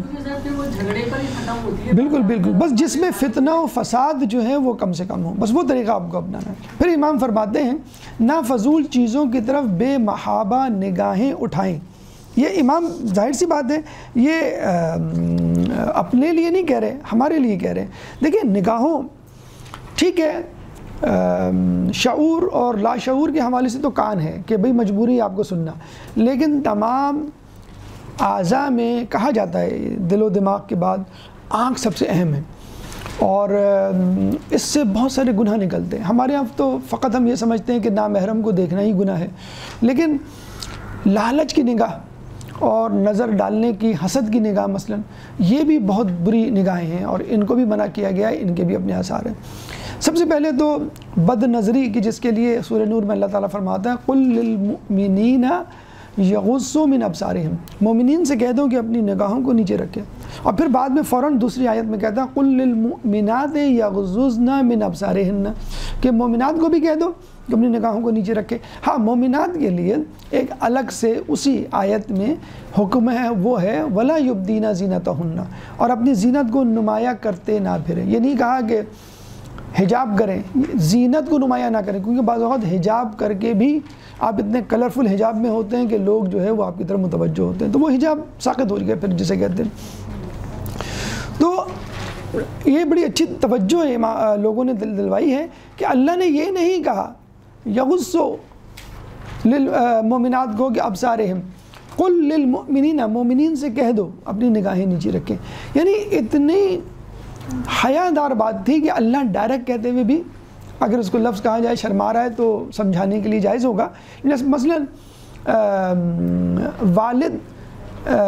والدہ سے کہتے ہیں لڑکے کے کہ اپنے بیٹے کو کہو کہ فلاں جگہ نہیں کھڑا ہوا کرے, وہاں پہ لوگ جو ہے نا وہ آتے جاتے ہیں, وہ خواتین کا بھی جو ہے وہ گزرگاہ ہے, مناسب نہیں ہے, تو وہ تم اپنے الفاظ میں ذرا سمجھا دو. یا ماں بعض اوقات باپ سے کہتی ہے بھئی آپ اپنے الفاظ میں تھوڑا سا اس کو سمجھا دیں, یہ رات تک بیٹھا رہتا ہے انٹرنیٹ پہ, پتہ نہیں کیا کیا دیکھتا رہتا ہے, آپ تھوڑا سا نا. تو بعض اوقات ایسی حیادار باتیں ہوتی ہیں کہ ہم خود سے نہیں کہتے ہیں ڈائریکٹ کہ یا تو ہمارا پارا چڑھ جائے گا, ہم غصے میں آ جائیں گے, یا بات اتنی حیا والی ہے کہ ہم نہیں کہہ سکتے کھلے الفاظ میں یا اس انداز سے جسے کہنا چاہیے. ہم دوسرے سے کہتے ہیں بھئی ان کو ذرا سمجھا دو اپنے زبان میں کہ کیا کرنا ہے کیا نہیں کرنا ہے.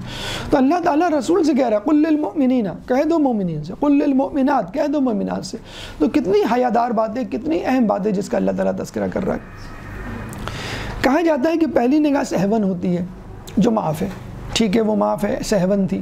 دوسری نگاہ آمدن ہوتی ہے, یعنی جان بوجھ کے آپ نے دیکھ لیا, اچھا یہ دیکھنے کی چیز ہے, آپ نے دوبارہ دیکھنا شروع کیا, آمدن, یہ آپ کا گناہ میں شمار ہوگا. اس کے بعد تیسری نگاہ ڈالنا یا اسی نگاہ کو ٹھہرا لینا, وہ تیسری نگاہ کاؤنٹ ہوگا. اس کے بارے میں امام فرماتے ہیں کہ یہ شیطان کے زہر آلودہ تیروں میں سے ایک تیر ہے.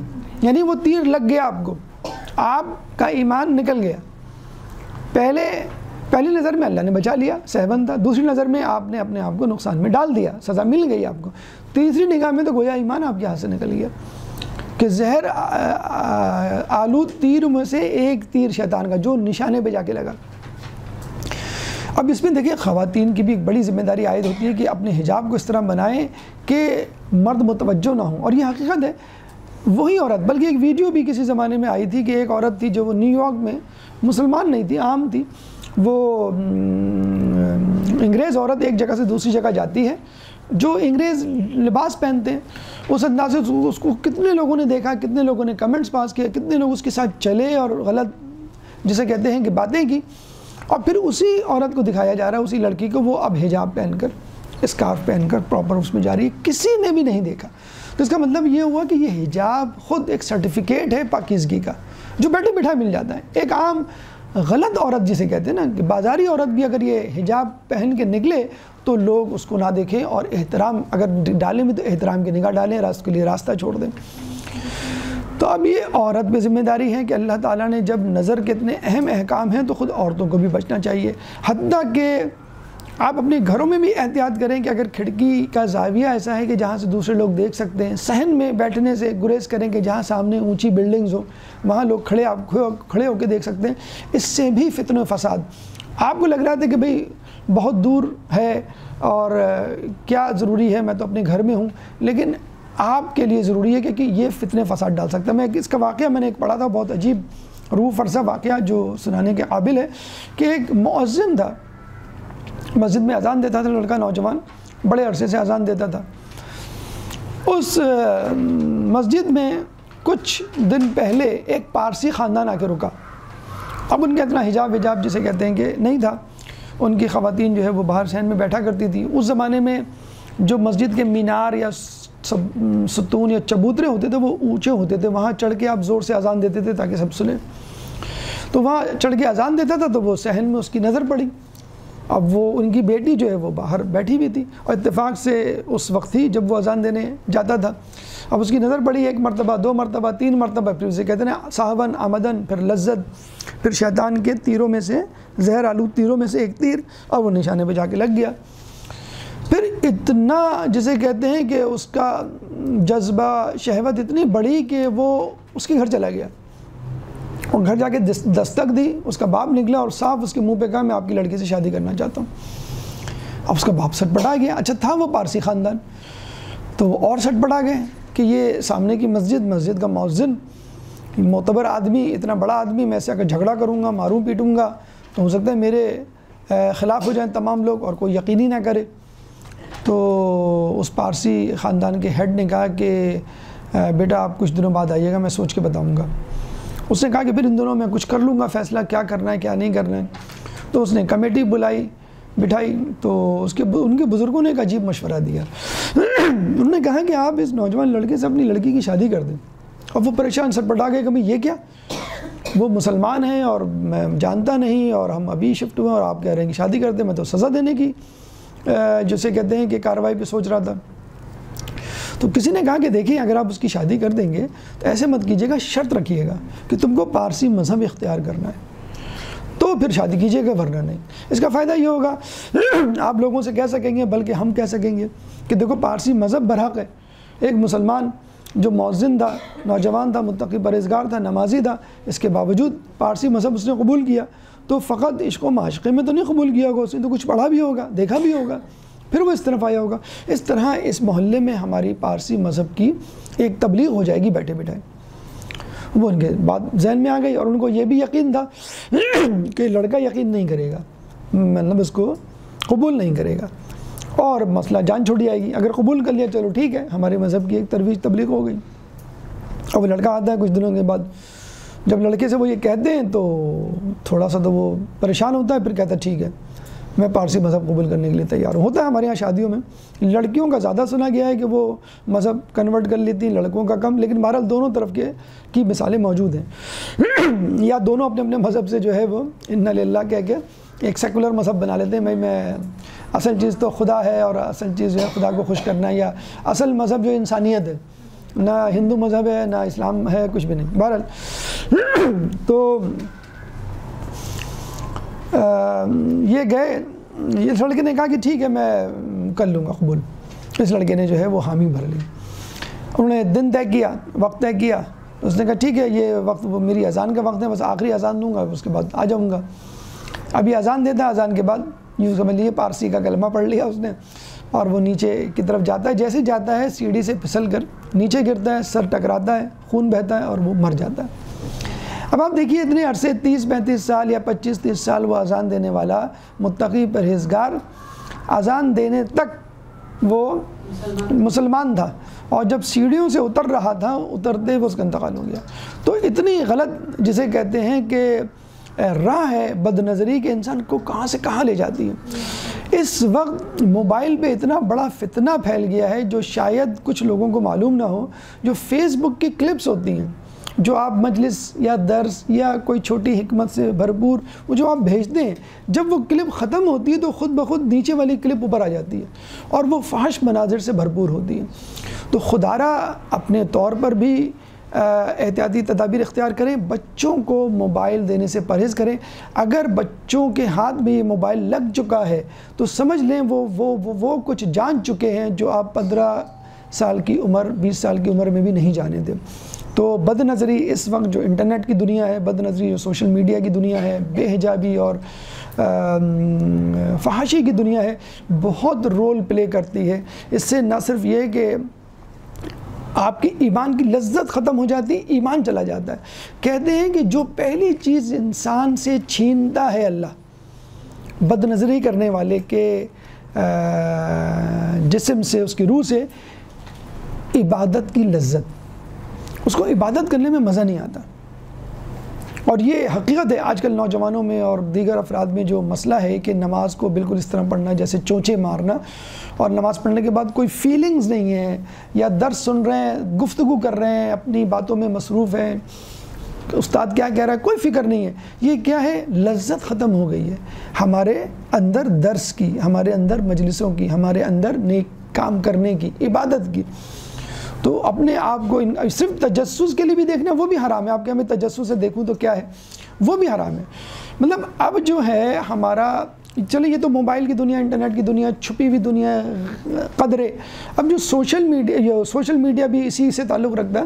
جو ہمارا مین اسٹریم میڈیا ہے، یعنی ٹی وی پہ جو چینلز آتے ہیں، مین اسٹریم میڈیا اس کو کہتے ہیں، اس میں بھی غلط کاریاں، گمراہیاں، بے راہ روی کے طریقے اتنے رائج ہو گئے ہیں کہ علامہ الحفیظ، ابھی میں کہیں پڑھ رہا تھا BBC پہ انٹرویو کسی اداکار کا، تو اس نے کہا کہ اس سے پوچھا گیا کہ آپ نے یہ ڈرامہ کیوں قبول کیا، یعنی کیوں اس میں ایکٹنگ کرنا قبول کیا؟ کہ مجھے اسکرپٹ دیا گیا تھا، جب میں نے اسکرپٹ پڑھا تو اس کے پہلے جملے ہی میں گالی تھی، میں نے کہا میں یہ ڈرامہ تو ضرور کروں گا۔ اب آپ دیکھیے فحاشی، گمراہی کی جس باتوں پہ ہمیں ہنسی آ رہی ہے، ہمیں رونا چاہیے واقعی کہ اب یہ لیول ہو گیا ہمارا کہ آدمی کہہ رہا ہے کہ جس ڈرامے میں فحاشی، گمراہی، برائی، گالم گلوز، سب و شتم ہوگا میں اس ڈرامے میں کام کروں گا۔ یہ باقاعدہ فخر سے کہہ رہا ہے کہ پہلے ہی لائن میں گالی تھی، میں نے کہا اتنا بولڈ ڈرامہ۔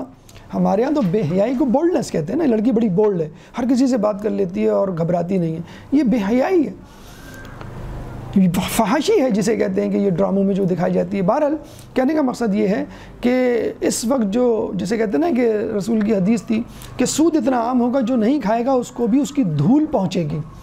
اس وقت کم از کم بد نظری کے حوالے سے تو یہی معاملہ ہے کہ جو نہیں بھی ملوث ہے اس کو اس کی دھول ضرور پہنچ رہی ہے کسی نہ کسی طور پہ۔ آپ مجلس سن رہے ہو یوٹیوب پہ، اس سے پہلے گانا آ رہا ہوتا ہے، وہ گانے کے بول یہ ہوتے ہیں کہ جب میں موڈ میرا آف ہوتا ہے تو میں شراب پیتی ہوں اور سگریٹ پیتی ہوں اور ڈرگس لیتی ہوں۔ یہ گانے کے بول کا ترجمہ ہے جو میں آپ کو بتا رہا ہوں اردو زبان میں، جو لڑکی اکثر 90-80% جب بھی یوٹیوب آپ کلک کر کے کوئی بھی ویڈیو، چاہے مجلس کی ہو، چاہے درس کی ہو، چاہے تلاوت کی ہو، تو اس لڑکی کا یہی گانا آ رہا ہوتا ہے، I can drink, I can smoke. تو جب آپ کی ابتدا غلط کاریوں سے ہو رہی ہے، وہ بھی ایک لڑکی کی زبانی۔ حدیث میں ہے کہ قیامت اس وقت تک نہیں آئے گی جب تک عورتوں سے اور بچوں سے حیا نہیں چلی جائے گی۔ پہلے تو کہتے ہیں لڑکے تو ہوتے ہی بے شرم ہیں، گھاٹ گھاٹ کا پانی پیے ہوئے ہوتے ہیں، تو اب عورتوں اور بچوں کے ہاتھ میں بھی موبائل ہے، ان کی بھی ایکسس ان گناہوں کے اڈوں تک چلی گئی ہے، گناہوں کے ریسورسز تک چلی گئی جو مردوں کے تھی۔ تو اب تقریباً گھوڑے گدھے سب برابر ہو گئے، ہر کوئی ایک ایکول اپارچونٹی رکھتا ہے۔ اب ہے اصل امتحان عورت کا بھی، بچے کا بھی، مرد کا بھی اور بزرگ کا بھی، کہ وہ تنہائی میں یا موبائل پہ یا انٹرنیٹ پہ کیا دیکھ رہے ہیں۔ تو بہرحال نگاہ اتنی اہم ہے کہ جس کے لیے موسیٰ علیہ السلام نے حضرت شعیب علیہ السلام کی لڑکیوں کو، بیٹیوں کو کہا تھا کہ آپ آگے چلیں اور آپ مجھے راستہ بتاتے چلیں تاکہ میں آپ کے پیچھے پیچھے آپ کے گھر تک پہنچوں۔ جیسے وہ آگے چلی انہوں نے فوراً جو ہے نگاہ نیچے کی اور کہیں کہ نہیں آپ آگے نہ چلیں، پیچھے چلیں، اس طرح تو میں راستے بھر آپ کو دیکھتا ہوا جاؤں گا، یعنی چاہے پشت ہی دیکھوں آپ کی، اس طرح تو میں آپ کو دیکھتا ہوا جاؤں گا کہ آپ کہاں مڑ رہی ہیں، کہاں جا رہی ہیں، کہاں رک رہی ہیں۔ تو انہوں نے کہا کہ ٹھیک ہے ہم آپ کے پیچھے تو چل لیں گے، لیکن ہم آپ کی رہنمائی کیسے کریں گے، کیسے بتائیں گے آگے جانا ہے لیفٹ رائٹ؟ تو موسیٰ علیہ السلام نے کہا کہ آپ جو ہیں وہ پتھر پھینک دیے گا، اگر آگے جانا ہے اور لیفٹ پہ جانا ہے تو لیفٹ پہ پھینک دیے گا۔ اور کتنا آکورڈ ہوگا آج کل کے دور میں، کتنا عجیب طریقہ ہے راستہ بتانے کا، لیکن کیا گناہوں سے بچنا تھا۔ تو موسیٰ علیہ السلام نے اس تقوی کا اظہار کیا، تبھی تو شعیب علیہ السلام نے ان کو اپنی شاگردی میں لیا، پھر 10 سال ان کے شاگرد رہے اور پھر کلیم اللہ بنے۔ اگر شعیب جیسا رہنما آئے میسر، شبانہ سے کلیمی 2 قدم ہیں، یعنی گڈریے تھے وہ اور کلیم اللہ کے عہدے پر پہنچے۔ کیسے؟ شعیب جیسا استاد ملا تھا، لیکن شعیب جیسا استاد ملنے کے لیے شرط ہے کہ شاگرد کے اندر بھی تقویٰ ہو۔ تو اگر آپ کو ہدایت چاہیے تو تقویٰ حاصل کرنا ہے، تقویٰ حاصل کرنا ہے تو اپنے اعضاء جوارح کو بچانا ہے گناہوں سے۔ امام فرما رہے ہیں نہ حرام کی طرف ہاتھ بڑھائیں۔ ہاتھ بڑھانے کا مطلب فقط یہ نہیں کہ آپ ماریں کسی کو، ہاتھ بڑھانے کا مطلب یہ ہے کہ آپ اشارہ کریں، ہاتھ سے تنزیہ اشارہ کریں، اشارے بازی تک سے منع کیا گیا ہے۔ ایک دفعہ رسول اللہ نے ایک شخص کو مارنے کا حکم دیا تھا، جہاں بھی ملے مار دینا، اتنا بڑا دشمن تھا۔ تو کہتے ہیں کہ وہ شخص آیا رسول کے پاس، آپ سے بات کی اور چلا گیا۔ تو لوگوں نے کہا رسول اللہ آپ نے معاف کر دیا؟ کہنے لگے نہیں تو میں نے تو تمہیں حکم دیا تھا جب بھی یہ تمہیں دکھے تم مار دینا۔ اچھا رسول نے اپنی زندگی میں کسی کو نہیں مارا ہے، کسی کو قتل نہیں کیا، اتنی جنگیں ہوئی ہیں، رحمت للعالمین تبارک۔ اور مولا علی نے ریکارڈ جیسے کہتے ہیں کہ قائم کیا، اسی لیے ان کے جو دشمن زیادہ تھے، رسول کے دشمن کم تھے۔ تو فتح مکہ میں جس گلی سے گزرتے تھے اس گلی میں ہر گھر میں کوئی نہ کوئی ایسا تھا جو ان کا زخم کھایا ہوا تھا، یعنی اس گھر کا کوئی نہ کوئی فرد ان کے ہاتھوں کا مارا ہوا تھا۔ بہرحال تو رسول نے کہا کہ تم نے مارا کیوں نہیں؟ میں نے تو حکم دیا تھا۔ رسول سے لوگوں نے کہا کہ آپ اشارہ کر دیتے، کہنے یہ رسول کے شایان شان نہیں کہ وہ اشارہ کرے۔ تو اشارے بازی کہ ابھی ابو بیٹھے ہوئے یا خاموش ہو جاؤ، یا وہ ٹھیک ہے، کسی انسٹرکشن، ہدایت اور تہذیب سکھانے کے لیے ایک الگ بات ہے، لیکن اشارے بازی کرنا، لو بھائی وہ آ گئے اشارہ کر کے کہ سنیں آپ، تو منع کیا گیا ہے، جس سے اور بہت سارے جھگڑے تو خاندانوں میں اشارے بازیوں سے ہوتے ہیں۔ آپ کہتے نہیں ہیں کچھ، بس آپ اشارہ کر دیتے ہیں، منہ بنا لیتے ہیں، پتہ چل جاتا ہے کہ آپ کو وہ شخصیت بری لگی ہے۔ بلکہ ہم دعا کرتے ہیں، دیکھیں قیامت میں جو فیصلہ ہوگا نا جنت دوزخ کا، وہ ٹرافی کی بنیاد پر نہیں ہوگا۔ ہم ٹرافی دیں گے، کسی کو تمغہ پہنائیں گے، سرٹیفکیٹ دیں گے تو وہ جنت میں جائے گا۔ نام اعمال دیا جائے گا آپ کو، سیدھے ہاتھ میں دیا گیا تو جنت میں، الٹے ہاتھ میں دیا گیا تو اور کچھ لوگوں کو ہاتھ مروڑ کے الٹا پیچھے پکڑایا جائے گا، اور مجھے لگتا ہے پیچھے سے ایک لات ماری جائے گی کہ جاؤ گو ٹو ہیل۔ تو کہنے کا مقصد یہ کہ دیکھیں یہ اہمیت ہے ہاتھ کی۔ وضو میں جو دعا ہے ہاتھ دھوتے ہوئے، تو اس میں یہی ہے نا، جب سیدھا ہاتھ دھوتے ہیں اے اللہ میرا نام اعمال سیدھے ہاتھ میں دینا، اور الٹے ہاتھ کو دھوتے ہوئے اے اللہ میرا نام اعمال الٹے ہاتھ میں نہ دینا۔ پھر نہ تیری حلال کی بھی چیزوں کے علاوہ کسی چیز کو ہمارے شکم قبول کرے۔ دیکھیں پہلے ہی اللہ تعالیٰ نے حلال حرام کر کے، حلال کو حرام کر کے آپ کے پیٹ کے لیے، آپ کے ہاتھوں کی کمائی ہوئی چیز، آپ کے ہاتھوں کی بنائی ہوئی ڈش، آپ کے گھر کے فریج میں رکھا ہوا پیالہ آپ 10 مرتبہ کھولتے ہیں، اکیلے ہوتے ہیں لیکن نہیں کھاتے۔ یہ ہے ٹریننگ، یہ ہے بہترین حکمت عملی آپ کو سمجھانے کے لیے کہ جب میں حلال سے بچ سکتا ہوں تو حرام سے کیوں نہیں۔ تو ماہ رمضان میں آپ کوشش کرتے ہیں کہ حرام پیٹ میں نہ جائے، حلال پیٹ میں نہ جائے، تو یہ کیسے ممکن ہے کہ ماہ رمضان کے علاوہ آپ کہیں کہ بھئی حرام حلال کیا ہوتا ہے؟ بھئی آپ وہ کسی ریسٹورنٹ پہ ایک شخص یہ کہنے لگا کہ مجھے بیف برگر دے رہے، لیکن بیف حلال ہے نا، یعنی جھٹکے کا تو نہیں ہے، جو حلال طریقہ ہے ذبیحہ۔ تو دکاندار نے کہا بیف تو حلال ہے، یہ بتائیں آپ کے پیسے جو آپ کے بٹوے میں وہ بھی حلال ہیں کہ نہیں؟ تو ہم حلال حرام تو کر رہے ہوتے ہیں، مچھلی ایسی کھانی چاہیے ویسی نہیں، اور یہ اور وہ، لیکن جو اہم حلال حرام ہے وہ ہے خود رزق کا حلال حرام کمانا، وہ ہے کہ نہیں؟ تو شکم سے متعلق تو آپ کو معلوم ہے کہ بسیار خوری گناہ نہیں ہے، گناہ کی طرف لے جانے والی چیز ہے۔ ماہ رمضان میں کوئی اور طریقہ نہیں بتایا آپ کو۔ اچھا مریم علیہ السلام کے زمانے میں گفتگو نہ کرنے کا روزہ ہوتا تھا، چپ کا روزہ جسے کہتے ہیں، آج کل مائیں کہہ دیتی ہیں بہو کو کہ چپ کا روزہ رکھا ہوا ہے اس نے آج. تو کہنے کا مقصد یہ ہے کہ بہت سارے طریقے تھے. اللہ تعالیٰ کہہ سکتا تھا کہ تم جو ہے ماہ رمضان میں روزانہ 1 پارے کی تلاوت کرو, 1000 نفل پڑھو یا فلاں فلاں کرو. بھوک پیاس نہیں. تو بھوک پیاس کا کیوں جو ہے وہ شرط لگائی گئی ہے, بلکہ بھوک پیاس بنیادی شرط ہے. آپ ہزاروں نفلیں پڑھ ڈالیں اور پورا قرآن ختم کر ڈالیں, روزہ نہیں کہلائے گا. آپ کہیں اس کے بدلے میں یہ کر لوں. مجھے ایک صاحب ہے نا, وہ دبئی میں ہمارے عالم دین دوست گئے پڑھنے کے لیے, جب نیچے امام زمانہ کا تذکرہ تھا, نیچے اترے تو ان صاحب نے آگے کہا کہ مولانا صاحب امام زمانہ جب بھی آئیں آپ مجھے بتا دیے گا کتنا ڈونیشن چاہیے آپ کو, اخراجات اور یہ خرچہ کھانا پینا, تلوار اٹھانے کے لیے مت کہیے گا. تو کہنے کا مقصد یہ کہ اللہ کو معلوم ہے کہ آپ کس طریقے سے سدھریں گے. انسان کو سدھارنے کا بہترین طریقہ شرک کا خالی ہونا. موسیٰ علیہ السلام سے حدیث قدسی ہے کہ اے موسیٰ میں نے علم کو پیٹ بھوک میں چھپا رکھا ہے. لوگ شکم سیری میں تلاش کرتے ہیں. علم کو بھی چھپا رکھا ہے اور تقوی کو بھی, لعلکم تتقون اللہ تعالیٰ آیت میں کہہ رہا ہے. علم اور عبادت یہی 2 چیزیں تو ہیں جو آپ کو اس دنیا میں انجام دینی ہے. وَيُعَلِّمُهُمُ الْكِتَابَ وَيُزَكِّيهِمْ وَيُعَلِّمُهُمُ الْكِتَابَ وَالْحِكْمَةَ.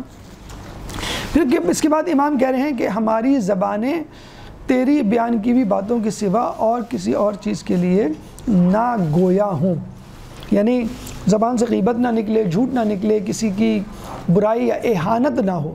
کہتے ہیں کہ کسی بادشاہ نے اپنے وزیر کو کہا کہ سب سے بہترین ڈش مجھے پکا کے کھلاؤ, تو اس نے زبان پکا کے کھلا دی. دوسرے دن کہا بدترین ڈش پکا کے کھلاؤ, اس نے وہی ڈش کھلا دی. تو کہا یہ کیسے کہہ لیں گے, زبان ہی انسان کو برا بناتی ہے, زبان ہی انسان کو اچھا بناتی ہے. انسان زبان کے نیچے پوشیدہ ہے. بولو تاکہ پہچانے جاؤ. زبان آپ کا تالا ہے, جیسے دکان کا تالا. تالا کھلتا ہے تو پتہ چلتا ہے کہ دکان کے اندر کیا ہے. انسان بولتا ہے تو پتہ چلتا ہے کہ یہ کس قسم کا انسان ہے. پھر زبان کو جب آپ بولتے ہیں الفاظ کے چناؤ سے بھی پتہ چل جاتا ہے. بعض اوقات بات ایک ہی ہوتی ہے, مفہوم ایک ہی ہوتا ہے, میسیج ایک ہی ہے, لیکن الفاظ کا چناؤ آپ کو بچا دیتا ہے, آپ کو فائدہ دیتا ہے. مثلا بادشاہ نے خواب دیکھا تو وزیروں سے پوچھا کہ اس کے دانت گر رہے ہیں, ایک ایک کر کے سارے دانت گر گئے. تو اس نے وزیروں سے پوچھا تو ہر کسی نے کہا کہ بھئی آپ کے تمام عزیز و قارب آپ کے سامنے مر جائیں گے, ایک ایک کر کے. تو اس نے ایک عقلمند وزیر بھی تھا, اس سے پوچھا بھئی اس کا خواب کا کیا مطلب ہے. تو اس عقلمند وزیر نے کہا کہ آپ اپنے خاندان میں سب سے طویل عمر پائیں گے. دیکھیں بات وہی ہے, لیکن انداز گفتگو جو ہے وہ تبدیل کر دیا گیا ہے. اس کے بعد امام کی اور گفتگو ہے قرب الہی کے حوالے سے, اجتماعی ذمہ داری کے حوالے سے, اور اس مہینے میں جو مقربین ہیں ان میں شامل ہونے کے حوالے سے. انشاءاللہ اگلے درس میں اس دعا کو مکمل کریں گے. اللہ تعالیٰ سے دعا ہے کہ اس دعا کے پیغامات کو درک کرنے کی, ان پہ عمل کرنے کی توفیق عطا فرما.